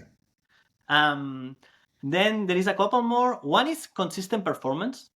Yeah. I think that this also has to change something. Like, like this way of thinking, like, well, there's all this behavior psychology stuff or behavioral economics of, like how to trick them, and then they get tired and then they want to buy it anymore. This does not happen to machines. And then the last one is resource fluidity. So this idea of right now, the amount of information that I can process is limited to my brain. I cannot expand it. I cannot say like, well, I need double. It's not like I need two Jordis. I need a Jordi with double the. No, I cannot do that. With machines, we can do that, and I insist. Like this is really, really important because it gets into this idea of we have two AIs, or it's more optimal to have one with a double of resources. Yeah, no, I get exactly what you're saying. So if I had to break down what I'm hearing you say, I would say for me, those fall into two big categories. Category one, and I want to make sure I have this right, is basically you can run more instant simulations. Like you can say, like, I want to simulate 100 paths at once. Mm-hmm. Okay. So you can have agents that run perfect simulations at the time of decision. And then the other one, I would put kind of all of those others, I believe, into the category of um, resources from the point of view of the market that used to be finite or like in excess, like that used to like have like used to deal with constants that are now variable. Exactly. Yeah, yeah, I That agree. that has never happened before. Like we only had intelligent actors that participate in markets with some characteristics that now we don't have. So most of the stuff it's written in a way or has been analyzed or having studied with that as a given. So I think all of those are fascinating. And my first thought is just purely from like intellectual perspective, this is awesome. Like the most interesting, I mean, like econ researchers, whatever, like should be all over this because you're basically going to completely rewrite theories of markets or at least addend them with this stuff. So that's awesome. It's going to be really cool to see how that plays out. The bigger one to me, though, and I'm surprised you didn't mention this, perhaps because of the will thing, but to me, the big question, I'm curious if you thought about this, maybe this is another one to add on, is we've never had a situation where agents are the like not only the producers of things but the purchasers of things. And so what I mean by that is this gets directly into your company. When people talk about what are we going to do if humans no longer have money to buy things, it's like, well, the AIs will have money and they're the ones that are going to be the customers. Now the question becomes, this could fork in multiple ways. Will they be able to develop their own desires or will? We talked about that. We're both saying probably not, although it could. We'll see. And if they don't, then in that world, those desires originally get sort of written in by humans in some way, shape, or form. But still, you could literally have like I assume in 10 years the biggest consumers of most products and services are in fact agents. Would you Yeah, agree with that? And 100%. Yeah. I already count that. In fact, all this theory comes because I assume that the economy, yeah, like many people try to size the Asian economy based on right. current. Yeah, it's You know what I'm ridiculous. saying? These bankers. Like, it's Yeah. not like, oh, they will take 80%. No, they're going to take 99%. And it's not going to be from the current one. Nah, they're Like, gonna we're take not going to 99 million percent. exactly. And they are going to make the pie so bigger. And here, through all the paper, when we talk about agents, it's as economic agents. So Right. we count that they are both producers and consumers, Super because tight. that's a really good point. And yeah, the idea is that they are going to be the main ones that manage and allocate resources. Okay, I have so many questions about all of this. One thing though is I think about on the one hand, it's just like intellectually super exciting because it's new and like we don't know. It's gonna be really cool to just like have empirical like data and all this.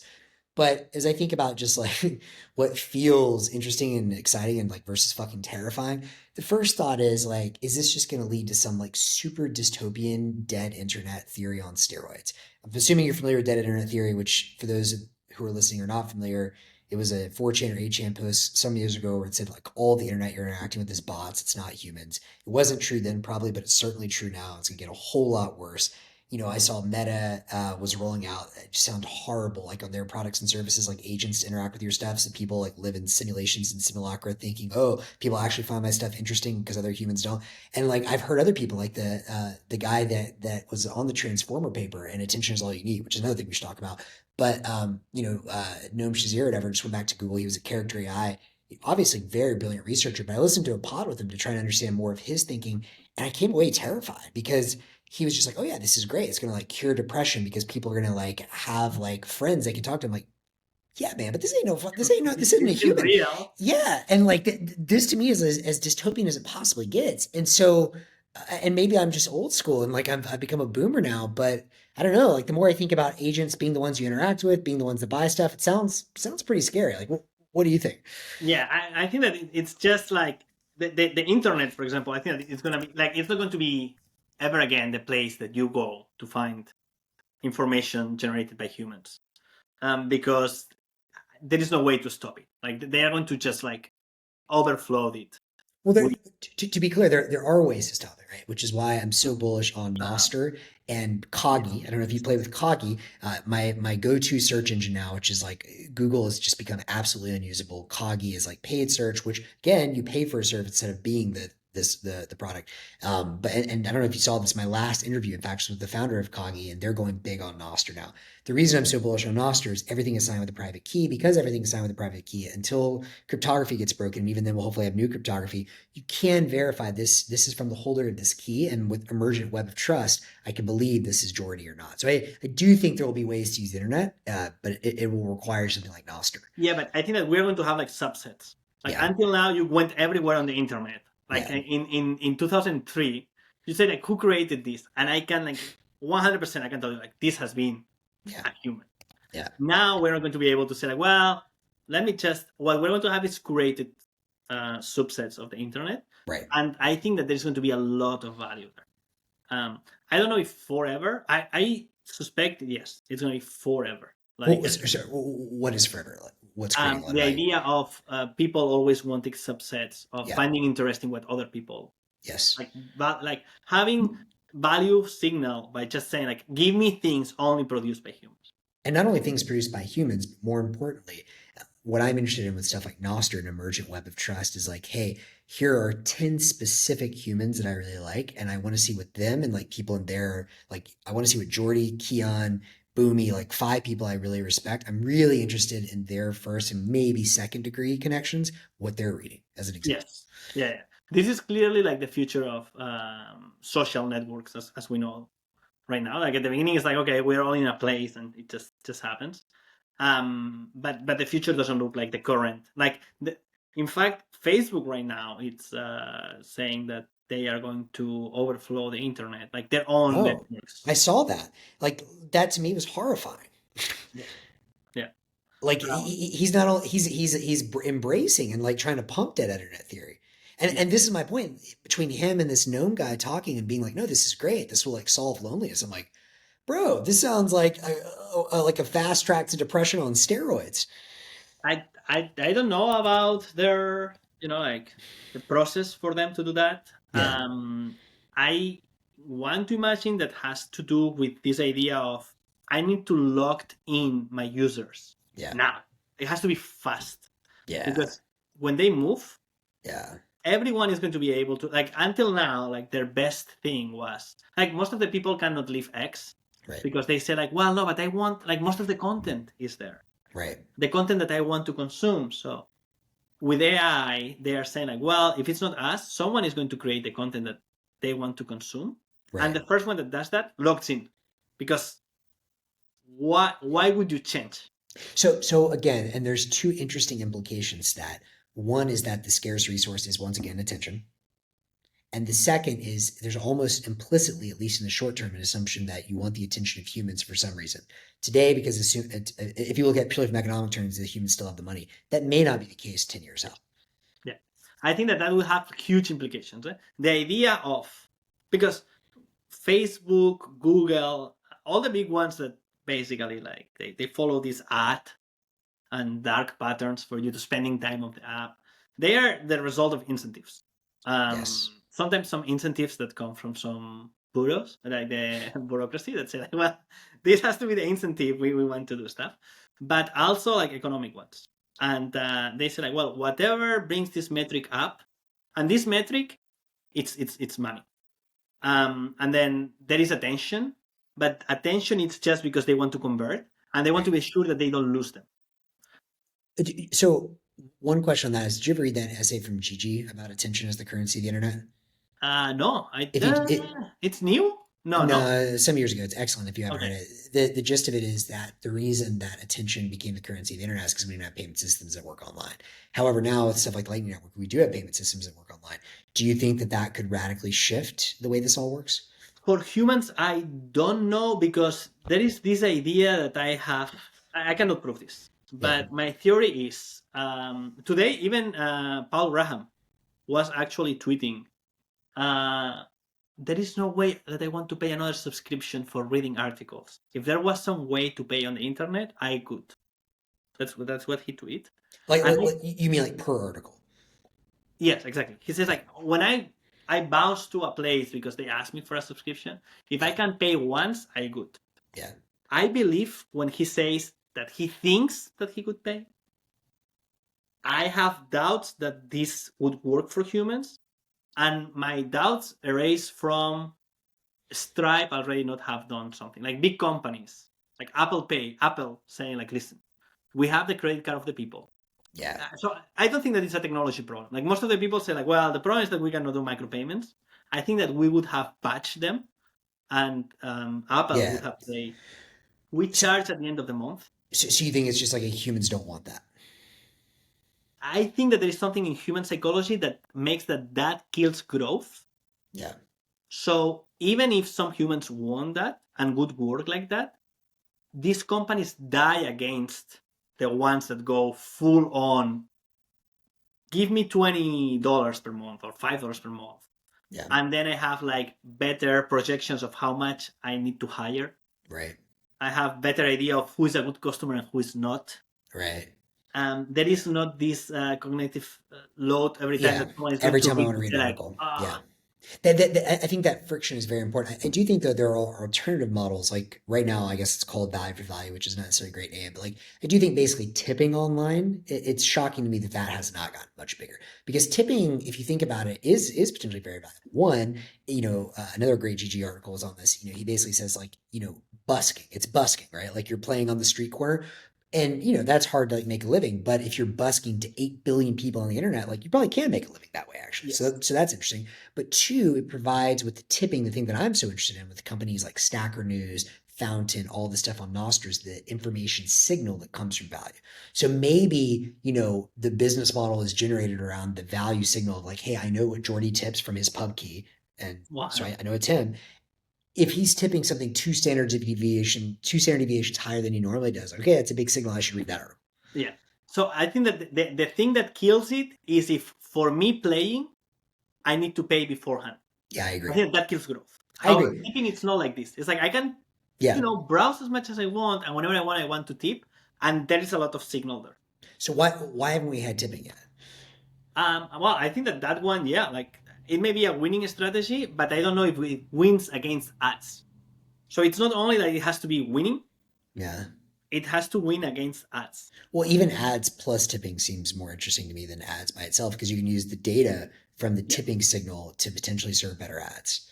I I think that another one is for like every time that money moves, Yeah. governments want a lot of information. I think that's a big part of it, honestly. It's And you just a say pain like, in the ass. how much is this? And it's like, no, I am tipping like 3 cents. And so like, I don't want them.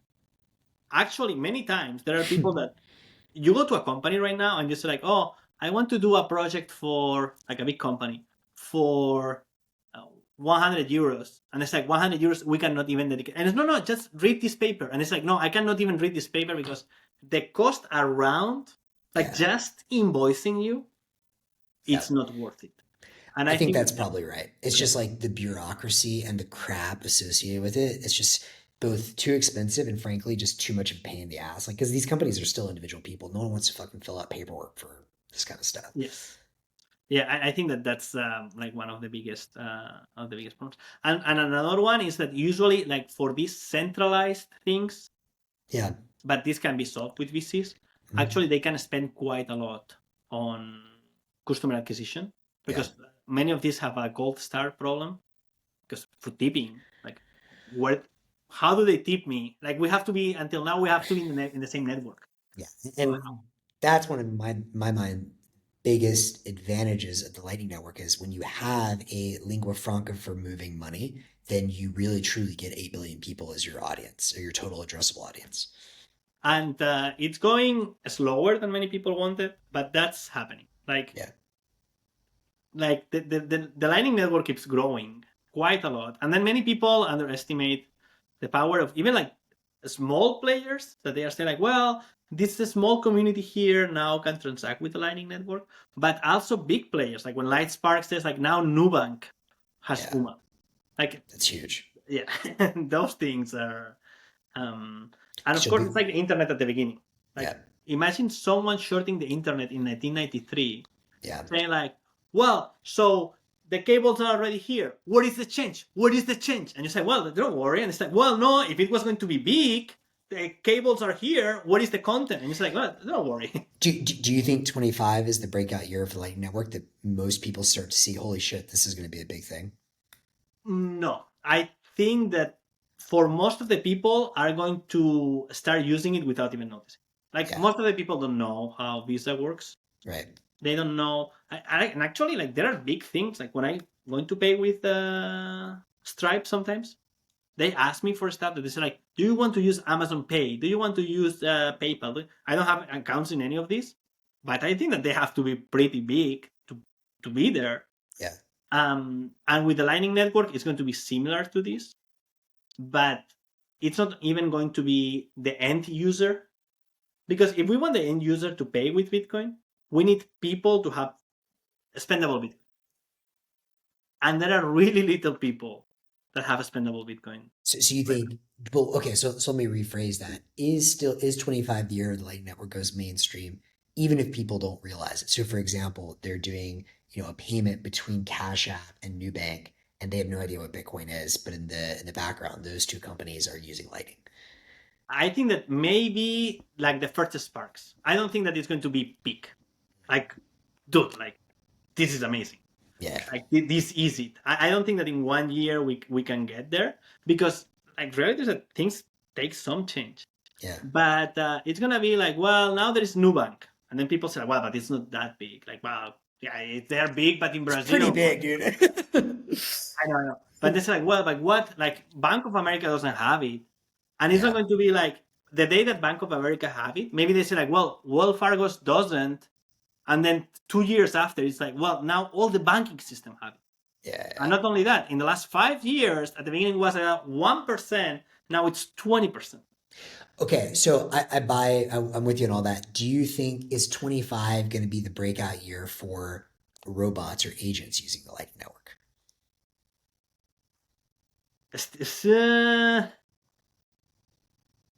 No, I think that it will be a year where it's gonna happen, but it's not going to be the best year. So basically, here the thing is, like, what I want to say is, like, I don't think that 2025 will be the year that was like, oh man, that was crazy. Yeah. I think it's going to be like, maybe like, it's going to, like, metrics are going to be good, it's going to be growing, but then 2027 is going to be Yeah. like, what the fuck? Got it. Like, there are like many companies building on this stuff, going from, like, some of them from 20 employees to 350, Yeah. and still demand is higher. we, Yeah. we don't know what to do. It's crazy. And then it's that will be the year that it's like, okay, this will happen. However, all metrics are going to increase. And Yeah. something that's going to be really, really important for 2025, I think it's going to be stable coins on Lightning. And you think that's going to happen through Taproot assets? Uh, right now, yeah. So let me ask you then. I think that's a fair answer. What do you think is the best example of, like, I mean, you're obviously playing with this stuff. For those that don't know, Jordi released with Fewsats recently a domain registrar for AI agents to use. I'm curious to hear how that works in the background. I'm assuming you still have to, I don't know, like, are you calling, is that just like a front end for like GoDaddy or something, or is it totally different? What is going to be though and to give everyone context, the idea behind this is thinking if we're rebuilding the internet in a way that AI agents can use it, then we need to rebuild it kind of from the ground up, because agents are not humans, and potentially with agents we actually can meter things and have payments built in because they're not humans. They don't have any of these like frictions and things that we have. There's no psychology in there. Yeah. So would love to understand better how that works and your vision for that. And if you have any predictions for the most, even if it's not huge yet, the most interesting example we can point to at the end of this year of where agents are using Light Network to pay for anything. Okay, so a couple of things about this domain register. Yeah, when you register a domain, this is through some, not foundation, but some institution called ICANN, ICANN, and then you basically need to be registered there. You need to be like, you need to spend like millions to get, like your API key to use them directly. So we use the partner. But our idea was like, okay, we imagine that agents are going to do everything. Of course, one way would be rewriting the internet. If I had a magic wand and instead of rewriting the internet, I could make them do everything on the browser, like the way that humans are doing it, I would choose that. However, we don't have that magic wand. And actually, there are some things that are purposely built against agents. So what we were trying to say is like, okay, yeah, we know that they are going to do everything in the future, but today, if they had to, what are the main blockers and how, what's the minimum thing that we can change? And on top of erasing those walls, what do we need to put there that it's, ergonomic for developers? And we still don't have like all the answers, but we got pretty close with this one. Cool. The two main things that are blockers right now, it's one, registration, like creating accounts. It's problematic because usually you want a human identity, and even if you fulfill the human identity, you want to do like two-factor authentication and things like that. That's not good. And for things even that use like outflows, like OAuth, they expect the browser, and the browser is kind of expensive to run for things that are not working really, really well. So that's the first one, like registration, it is. And the second one is payments. And payments were an afterthought to the internet. They have flows designed for human and to fill into the current, like how bureaucracy works. Right. And to make it even worse, in the last 25 years, we have spent hundreds of millions, literally, in anti-fraud, preventing bots to use them. So DDoS attacks, anti-bot, captchas, all these, we put them there because we don't want bots. And we didn't want them because they could not be economic actors. So it makes total sense. Now they can. So we need to somehow rewind this. And we have a protocol that is the L402 protocol that works with everything, like credit card, Lightning. And then this register basically is like, okay, this is a SaaS for purchasing domains and also managing the DNS, where the users are agents. So the human can basically express what it wants, from buying a domain to changing stuff. So have you already like do you have a prototype of this working where you ask an agent to buy a domain and it's done it for you? Yes. So what it How works in how a can I way. do that right now? Can I do that So right now? yeah, of course, you go to sherlockdomains.com. What's it Uh, called? Sherlock Domains. It's a good yeah, name. Okay. sherlockdomains.com. Right. You can create an account there. Can I use an Austria? Not yet, not yet, but it's incoming Okay. because for the public keys, like that would be a good use case here. Yeah.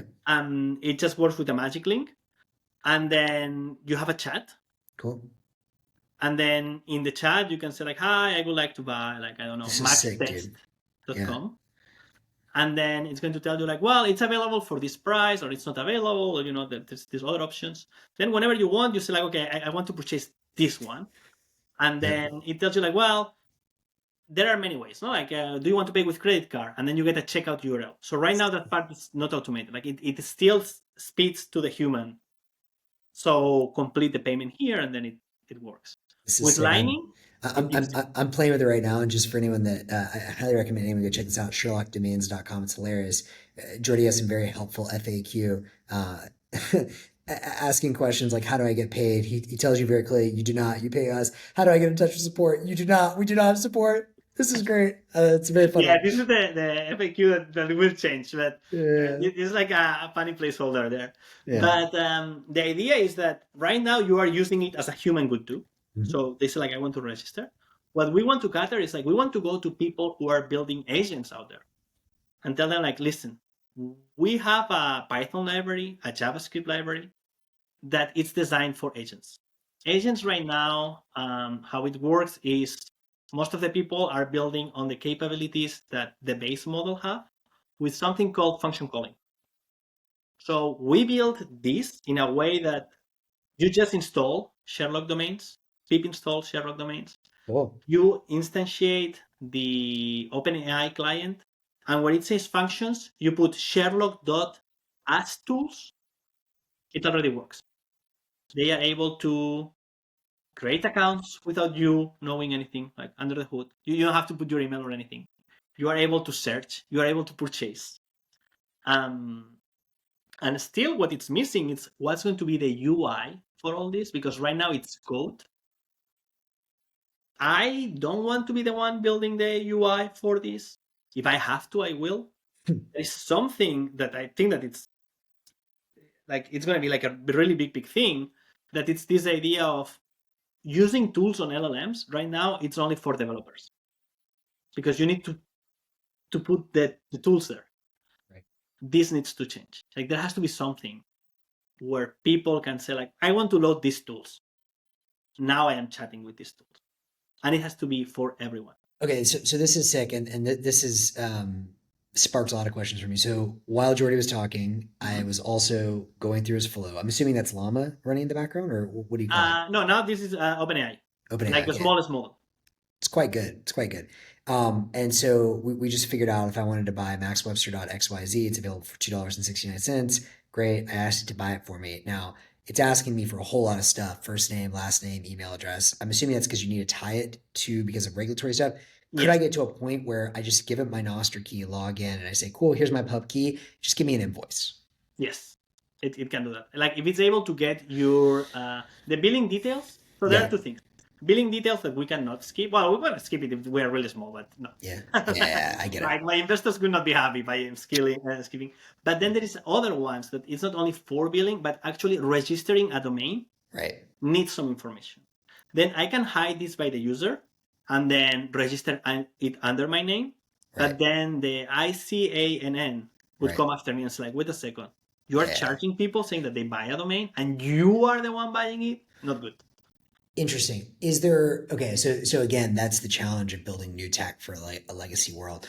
Um, okay, but like let's say in theory, I do this a lot, and I let's say I'm an entrepreneur, I'm a solopreneur or whatever, and I want to spin up like 1,000 different business ideas I have and test them all. What I could, in theory, do is upload my agent with whatever my personal information so they know it once, and they, in theory, can have that encrypted. Although I'm not sure. You maybe could use something like what the Mutiny guys are building. I don't know if that would work, Yes. but some way to basically yeah, having information I don't want just like out there encrypted on a whatever secure device. Then I could also, if I already am familiar with Lightning, I could just give it a budget, right? So the agent could be equipped with a wallet and say, here's $100 in Sats, and just don't ask me. If it's over $100, ask me. Otherwise, just do it. Yeah. And all that we built, like you're consuming it from the web. Right. Is this something that other people will see, or it's only audio? Like people will see it. Like if I share my screen. You can. I mean, some people are going to listen as a podcast and know, and others will see it on YouTube and they will. So okay, because the same tech that we built that you're using there. Feel free to screen share. If you're watching online, check it out. If not, go to the video on YouTube. Let me see 1 second that I need to approve here to see my screen for sharing. It should just be in the bottom. There's like a share button. Yeah, but now it's asking me like, well, do you want to do this? Actually, I have to quit. Let me see 1 second, because I don't know if it's going to kick me out for a second. If it doesn't work, that's okay. We can always do it. Okay. So yeah, I will have to say it, because I am approving that it can share the screen and saying like, okay, you have to quit Chrome and restart it. So I would be kicked out.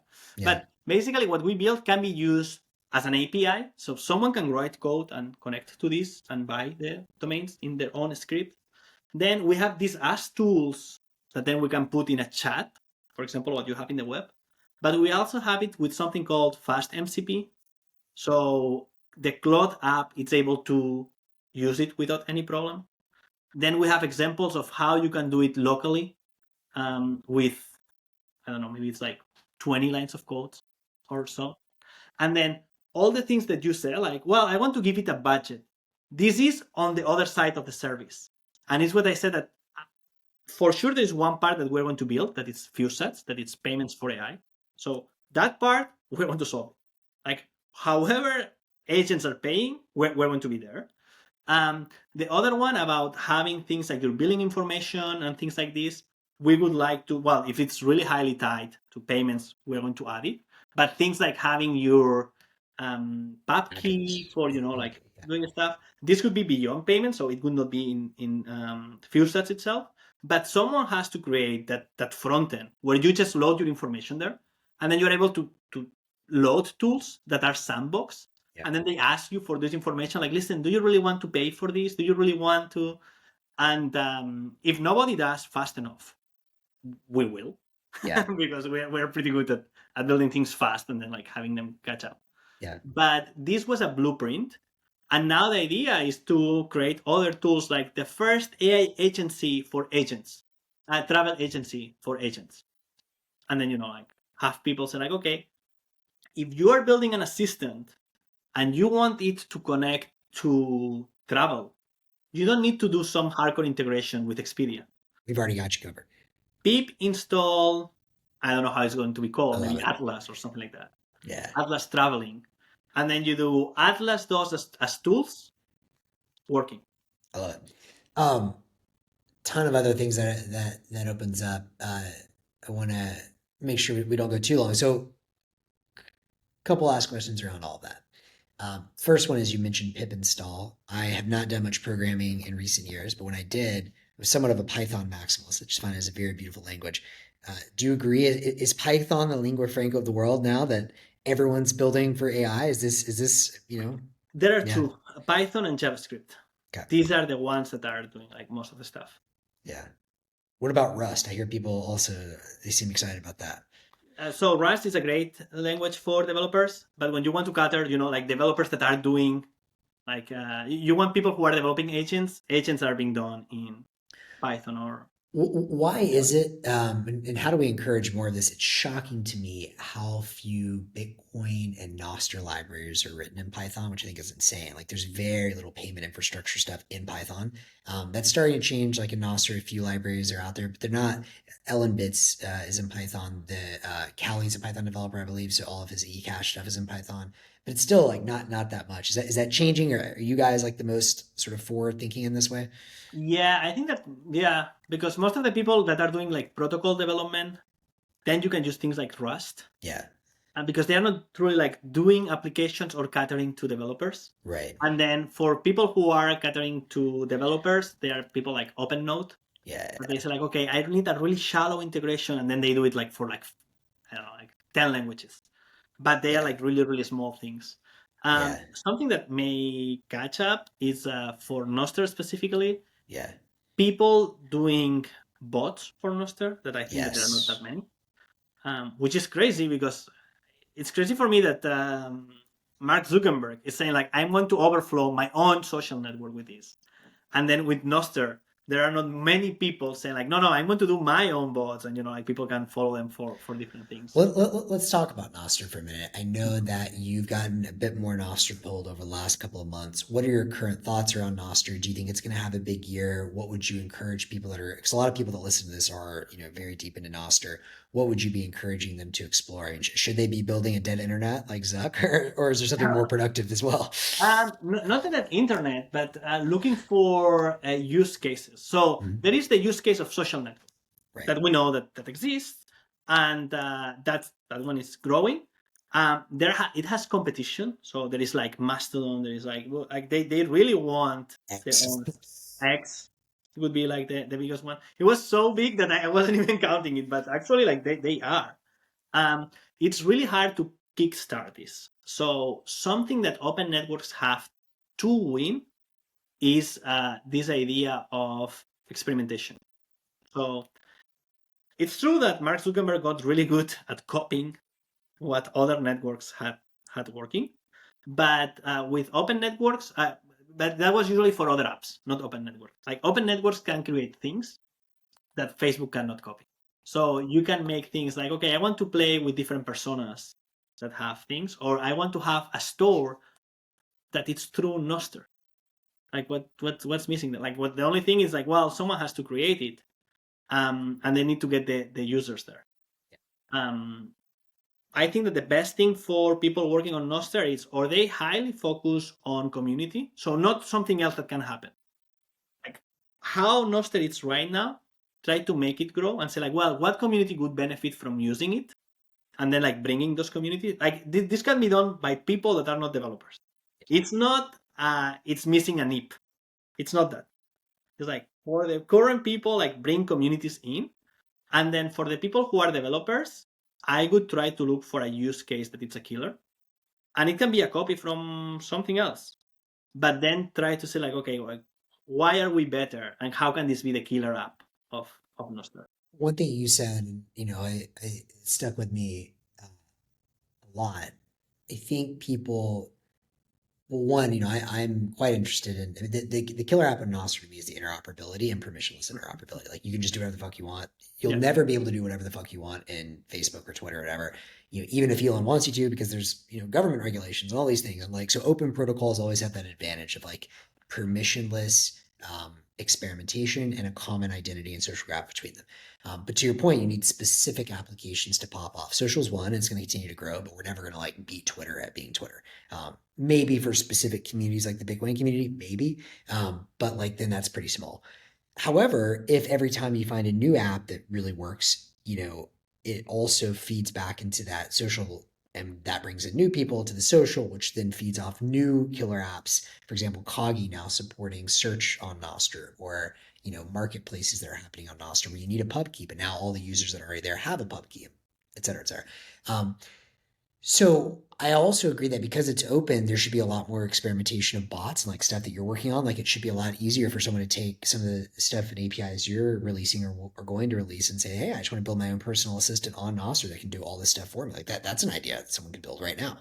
it can be like really simple stuff. Like right now, sometimes people ask me like, okay, Jordi, I really like you. Can I get your phone number? I say, okay, what do you want? Like, do you want WhatsApp? Do you want Telegram? Do you want this? If, for example, they just scanning my NPAP, have access to everything, I may be willing to, just use that and say like, okay, so whatever you want, this is what do you want? My contact, no? So with Noster, you have my contact. I can give it to you.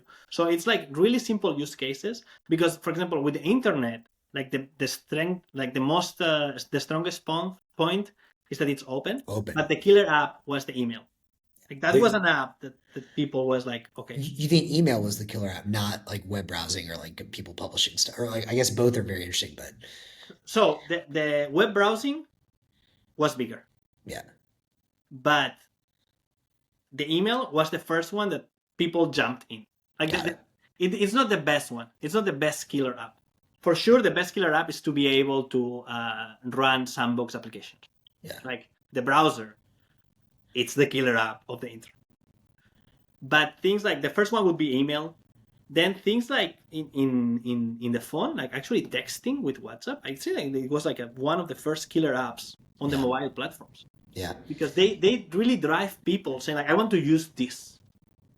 So one thing that you said that was very interesting to me is like, people think of like, oh, well, Noster's in competition with things like X, and we just talked about that. But you actually made a great point, which is that all these other things like Nos or Twitter, Blue Sky, whatever, they can all integrate Noster. And in fact, they can all just speak the same protocol in the same way that Gmail and ProtonMail both speak SMTP. Do you think that's eventually going to happen? I think that it's one of the keys, like to make your like many people say like okay, it's an open protocol and it will be the killer one, like it's going to be the biggest standard. And then what they think is like because nobody's going to use the other ones, I think that the winning strategy is like this is going to be the one and it's going to be the standard because it's going to speak with all the other standards. Yeah. So anything that is being generated in any other open network should be happening also on Nostr. Like Yeah. there should be like no, don't be like a trivialist saying like, well, no, but that's from that open network. My users cannot see this. Like what? Like the good thing of being an open network is that you publish it.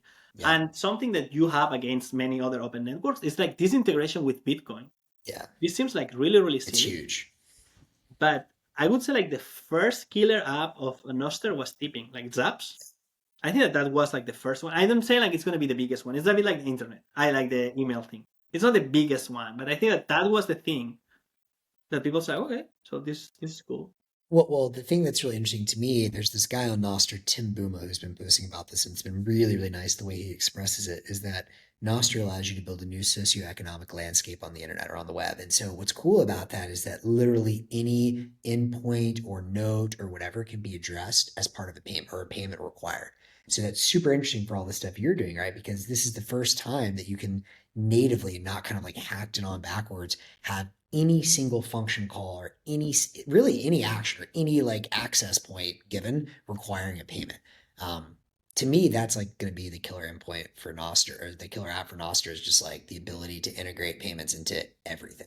Yeah, but at the beginning it has to be one thing. So for example, Sure. I think that for Nostr, it should be like for how it's growing, it should be content. Like people who are creating things like Twitter, they can do something that Twitter cannot do, that it's you upload content here and you get paid without me being part of the payment flow. Yeah, it's just peer-to-peer. This seems silly. It's like, wow, you're not making money here. And it's like, well, regulatory based, I just solve like a lot of problems. Like Yeah. the fact that I can upload videos and anyone can pay me. Yeah. I don't care if at the end of the month I have to pay like some subscription or something to the app that I am using because I'm making money out of it. Yeah. And they are able to build it in such a way that they are not exposed to regulatory capture. If you've seen, did you see Stacker News recently with non-custodial? Which one? Like, what did they change?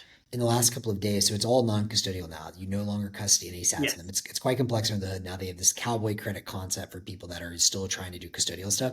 But to me, the really coolest thing about it is it's so easy now. Nostr Wallet Connect has gotten so good. Now, this is all with the caveat that sadly, all of the easy just like sign up with an email address. Nostr Wallet Connect wallets are mostly down. Actually, a Vancouver one is still up, CoinOS, which has gotten a lot of traction.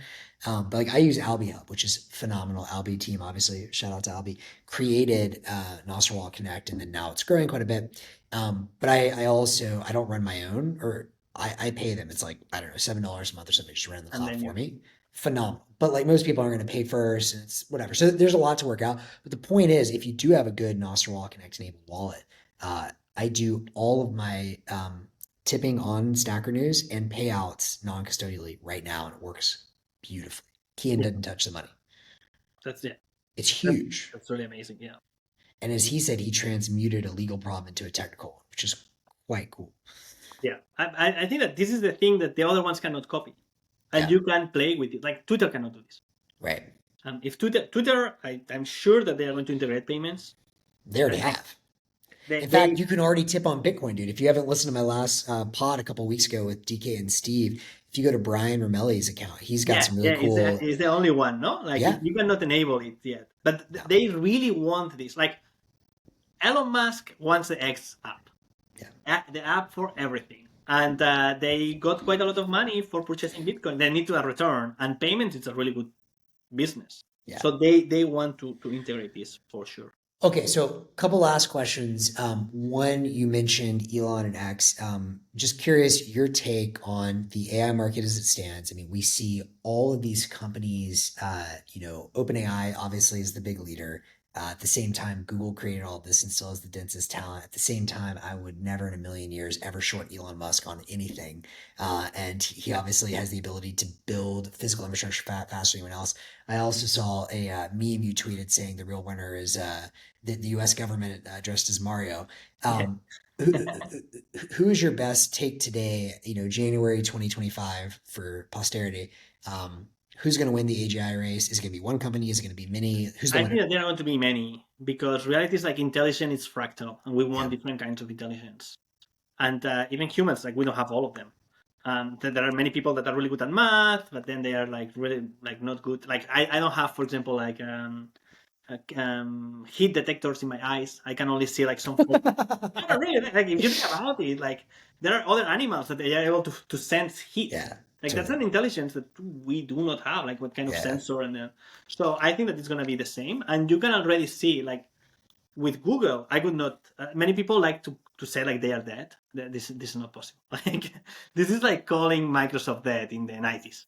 This is not gonna happen. Even IBM now it's like 200 something $billion, and this is with investors willing to take money out of IBM, and even so it's like huge. So Google still has a lot of talent. It has like problems like executing, and this is like really really clear, but they are so big that I really would doubt if they cannot leverage infrastructure and data. Well, Like, and they have the TPUs, which I think a lot of people yeah, are underpricing. infrastructure and data, they have an edge there and they are going to be able to capitalize it. Like they could be late for 2 years and they could become big anyway. Like So, it so would be this Teams Slack thing. Have you seen the graph? no. The Teams from Microsoft and Slack. People think that Slack has one, and then you see like monthly users of Teams, and it's like order of magnitude or 2 orders of magnitude bigger than Slack. Wow. Okay. And they were extremely late, but they are a company like so big, Microsoft, Yeah. that they just say like, okay, now Bosch is using this, Volkswagen is using this, Ion is using this, like like it just grows really fast. So Microsoft would do this. Imagine. Let me ask this question another way. If Mhm. you and not financial advice. This is all theoretical. If you had 1,000 eCash tokens, how would you distribute them between those big companies? So I would put quite a lot on OpenAI because OpenAI for most of the people is AI. Like they say, like with Anthropic, for example, if you talk to people, they say, I don't know what this is. Just saying, oh, it's ChatGPT, and they say, okay, yeah, I know, like the AI thing. So I would put probably, I don't know, maybe like 50% on OpenAI already, only for branding. Like people are going to think AI. Then easily 25 for Google because I think that they are so big that I cannot discount them. I say like, well, they are going to get good at one thing. I don't know, like video creation, and they're going to dominate. Like it's going to be like slowly, and at the end, it's going to be a thing. And then the other one would be XAI. Yeah. XAI. And XAI, many people say like, well, but it executed really fast for creating the computers. Elon has a network of companies. There is a lot of value there. Like, I mean, so I agree a lot with you saying. I would go way heavier on X though, and the reason is simple: his network of companies and his ability to build infrastructure. And I also think it's crazy. Keon asked this on a Stacker News post. Elon, man, that dude, he's different. He's just different. Like I swear, it's like there are other good people, right? Like Jeff Bezos, without a doubt, one of the most successful entrepreneurs of our lifetime. It's not even close. Like he's in the elite of the elite of the elite. Elon mocked this dude in the space race. Like not just like kind of being like embarrassed him while also solving, people think about Tesla with just electric vehicles. No, like that's like the biggest energy company of all time as well. So he's mopping energy, satellites, which is internet and control, Neuralink. And if you tell me this guy's gonna win the ad race, I'm like, yeah. Oh, by the way, he's effectively the president. Like, I don't know, Yeah, man. Like, that's I don't know why is that guy just like, why is he just so much better than any other? Like, I mean, he might be the greatest of all time to ever do it, period. Like, better, like, he's like Tesla and Edison put together in one with Henry Ford. Like, I mean, he's up there at that level and then some. yeah. And this is with highly intervened markets. Yeah. You have to think like today, like you can. It's really hard to become. How are they called? Like the rubber, um, the industrialists from the U.S. in the Yeah. late 80s. Yeah. It's really hard to become like that because the government says like, what are you doing? Like you cannot launch rockets. What did Yeah. you say about batteries? Do you already have licensing for batteries? And even so, he was able to say like, well, I am just the best. Meanwhile, he's also like a top ranked Doom player or something. And like, there's kids that like really smart kids in like China and places that's all they do, and they're really smart. These are That's like the autist of the autists, and he's also mopping them. Like at some point, like something doesn't add up. Like, is this dude some like magician? Like, what's going on here? with Diablo. That was really Or weird for Diablo? me. Yeah, He's like top player, and then at the beginning I would think like, well, there are some other people that play that account, and he only does the main events. And it's like, yeah, but he's ranking on the main events, like, and he streams them. So it's like, what the fuck? Like, how is this possible? how is it Like, possible? yeah, like being the best at Diablo, and he was top 20, second from the US. Yeah, And it's funny because everyone else was from Asia. yeah. And This is what I'm saying. And these kids are not fucking around. Like they're good, and this is what they do with their whole this is lives. their life. And it's not only like they train, like not everyone can. Like I cannot just become the best player of the world. It's not only putting the hours. You have to have like some Talent. innate, like your reflexes have to be really good. Yeah, I mean, to be clear, just to put this on a scale for people, you're competing against, like, I don't know what the number is, at least tens of millions, probably hundreds of millions, maybe more at this point, players. And, this would be like being like, hey, I think I'm just going to go join the NBA. Oh, and by the way, I'm LeBron. Yeah, yeah. It would What? be crazy. It's like it's exactly this. Like on Saturdays, Yeah, you go and say like, okay, let's meet Usain Bolt. I said, but yeah. are you training for this? And he's like, no. Well, on Saturdays I play. I go, yeah. So, And but this is my point. How is this possible? And like, given that, it's just like I put on my investor hat. I'm just like, you know what? There are situations where it's just like I don't bet against that guy. Just nope. I would never well, do it. if it's only like on having the maximum return and not Yeah, having impact, yeah, then all the money could go to AGI. Like if it's only yeah, like, listen, I have to put money that I expect, like which one is going to grow the most? yeah, Putting money now, it would be like this. Because Google, I cannot own it. Like yeah, whatever I put there, it's going to grow only. I think that Google is going to be big, yeah, but I don't own Google right now. Like it's not a right, small company, so yeah, it yeah, would go all in on.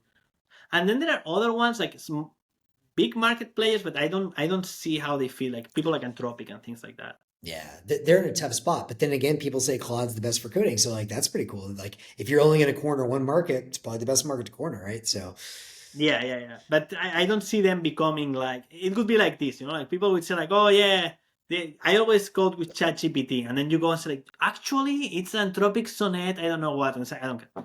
yeah, Yeah, like the thing that puts the stuff out. So the brand it already like the other one took it. yeah. Interesting. Um, Cool. So I know we've been at this for a while. Last question for me, maybe just paint a picture for folks. I know we didn't talk a ton about Fewsats. You said you're doing payments for AI. Your best guess, if you guys are successful with the infrastructure you're building, what does that look like, in a year and then in 10 years? so in 1 year, what we're doing is like there are more agents out there. They are Hmm. doing their stuff, and then at some point they need to pay for something. For Hmm. example, they are looking for flights for you. They are looking for like one-time purchases, or even like they need to like you ask them a task that it's like, listen, I need to do my taxes. So well, you need QuickBooks for this. So well, I don't care. Go register and use QuickBooks in my name, and that's okay. So at some point there's the requirement of a payment, and then we are the piece of infrastructure that if everything goes well, QuickBooks doesn't have to change anything. and we are able to like make the payment for the agent, and everything looks transparently for the user. So that would be like the dream thing in 1 year. Like many more agents, they need to pay with Fewsats. They can, even if the other side is not using Fewsats. How I see us in 10 years, it's actually the rails for payments over the internet change, and they don't need to be Visa and MasterCard anymore. I think that will happen. And I think that we are in the perfect spot to make that change happen organically without the user even noticing. I love it. And I actually, I was mistaken. Final question for you. 2025, things have been getting crazier and crazier. What are your best predictions or craziest predictions for 2025? It could be Bitcoin, it could be AI, it could be whatever. Okay, I think that robots, like we are going to have some humanoids doing stuff. Yeah. It's going to be really little. It's not like, well, it's overflowed of humanoids. There is going to still be people that say like, well, but when it's raining, they cannot put them out. Or, after 6 months, like this is like all destroyed. And it's like this, okay. So V2 just work. Yep. So I think that it's humanoids, like this idea of robots. And the biggest one, Tesla. yeah. And of course, it's going to be Elon doing it. Of course, it all comes from full circle. Cool, man. Any final thoughts? Anything you want to get out there? Where can folks learn more about what you're up to? Yeah, I think that many people are talking about agents, but it's not clear what agents are. And I think that there is a lot of things that need to be figured out there. But I think that people who are going to be the first movers and make the money, they are going to get agents wrong. Yeah. And it doesn't matter. Like this is important. There are many people that's like, well, this is not right. This is not an agent. It doesn't matter. It's exactly like the robots. They're just like, well, but the first version, if it rains, it gets oxidized. Okay, so don't worry. V2, we're going to make it some material that it's not oxidized. Like, okay. Yeah, whatever. Yeah, we'll fix that. So I think that would be like the main thing. Beautiful. Awesome, man. Final thoughts. Where can folks learn more? Yeah, they can go to fewsats.com, or if they want to try already one example on Sherlock, Yeah. sherlockdomains.com would be like the first one. Documentation, it's great. Like we are a developer tools company. So that's important. Like many people say like, okay, so let's jump in there, and you're like, well, you don't know how to code yet. And we are a company for coders. But like if anyone is curious or anyone is building agents, like we need to talk. And if anyone is thinking about building agents and they don't know where to live, they need to move to SF. I am not in SF right now. That has to happen in 2025 because like the world is moving faster there than in the rest of the world. Why do you say that?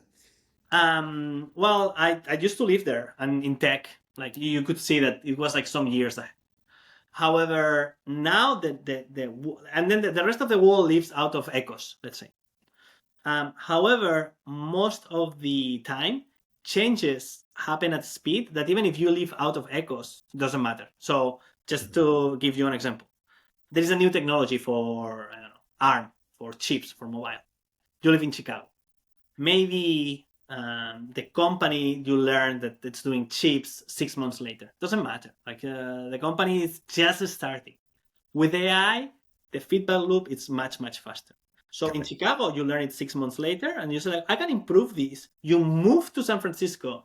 1 year later, you're improving it, and you will still have like first mover advantage.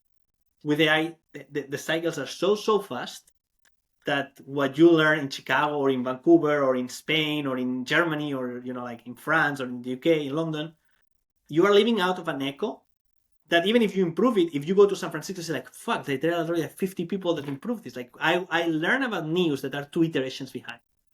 And again, it hasn't always been like this. Like in 2015, it's okay. Like you're not in Silicon Valley, you can be big. If you are in AI, it's happening there. You need to be there. Well, I think that's a great note to end on, and we can't wait to have you moving to SF. It's going to be awesome. And now that we have a yet to be announced secret location, hopefully we'll have you hanging out here with us a lot more, and hopefully we can get a lot more people in. Because one of my goals personally for 2025 is to see folks that are working in Bitcoin and Nostr and Lightning integrate a lot more with AI. In fact, it's insane to me that all the AI people have no idea what's happening with the other singularity, which is the capital network that is Bitcoin, the payment network that is Lightning, and vice versa. That you have all these people that are so deep in their singularity, they're kind of oblivious to like the actual singularity that's happening. So Yes. my hope is that perhaps together this year we can help build that bridge. Yeah, and for people in Nostr and Bitcoin, I would try to seed them this idea. This is like English was in the perfect spot when the world was globalizing, and that's why we all speak English. Like maybe now it could be Chinese, but it's important to be like in the right spot, even if you are not the best tool, because if not, like others may start using another tool and you just don't change already. So, Even so if there are when you say the right spot, you're advocating for everyone to move to SF. not to SF but to AI. Like Oh. basically, like if people that are building AI choose another protocol that it's worse than Nostr, Mm-hmm. maybe they build enough that they don't feel the pain to switch to Nostr ever again, even if What Nostr would have been better. we should follow up with this offline, but what is the most impactful thing we could do this year to help make sure that happens? So obviously, as you know, with my portfolio, I've got most of the Nostr community in there and a lot of the Lightning community. What can we do here in SF ideally to really jumpstart that? I would try to see what there are companies being built on Yeah, that they are all copying each other's feature, and then try to put that in Nostr. So, for example, there is Hugging Face, and then there are other companies that are trying to build data sets and models, and like to share them. So it would be great if you say, well, we have an integration. You integrate with us once. You can upload your own models, and it's just an indirection, so people can download them. In your page, you can serve information about what other models are there. So try to look something that it's empowered by this network effect, and then tell people like, well, instead of building it 7 times, I already built it one. I am the fastest way for you. It's important that people don't buy stuff because of the open one. Like there are some people that do, but most of the people care about, well, so what? It's open, okay, so what?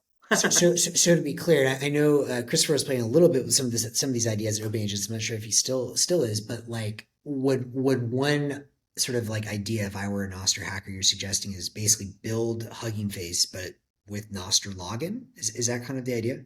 Or some kind of feature that Hugging Face is integrating now. For Yeah, example, I don't know, inference. And then yeah. just like, okay, so I see many companies that are becoming inference companies. And then all of them are adding this feature.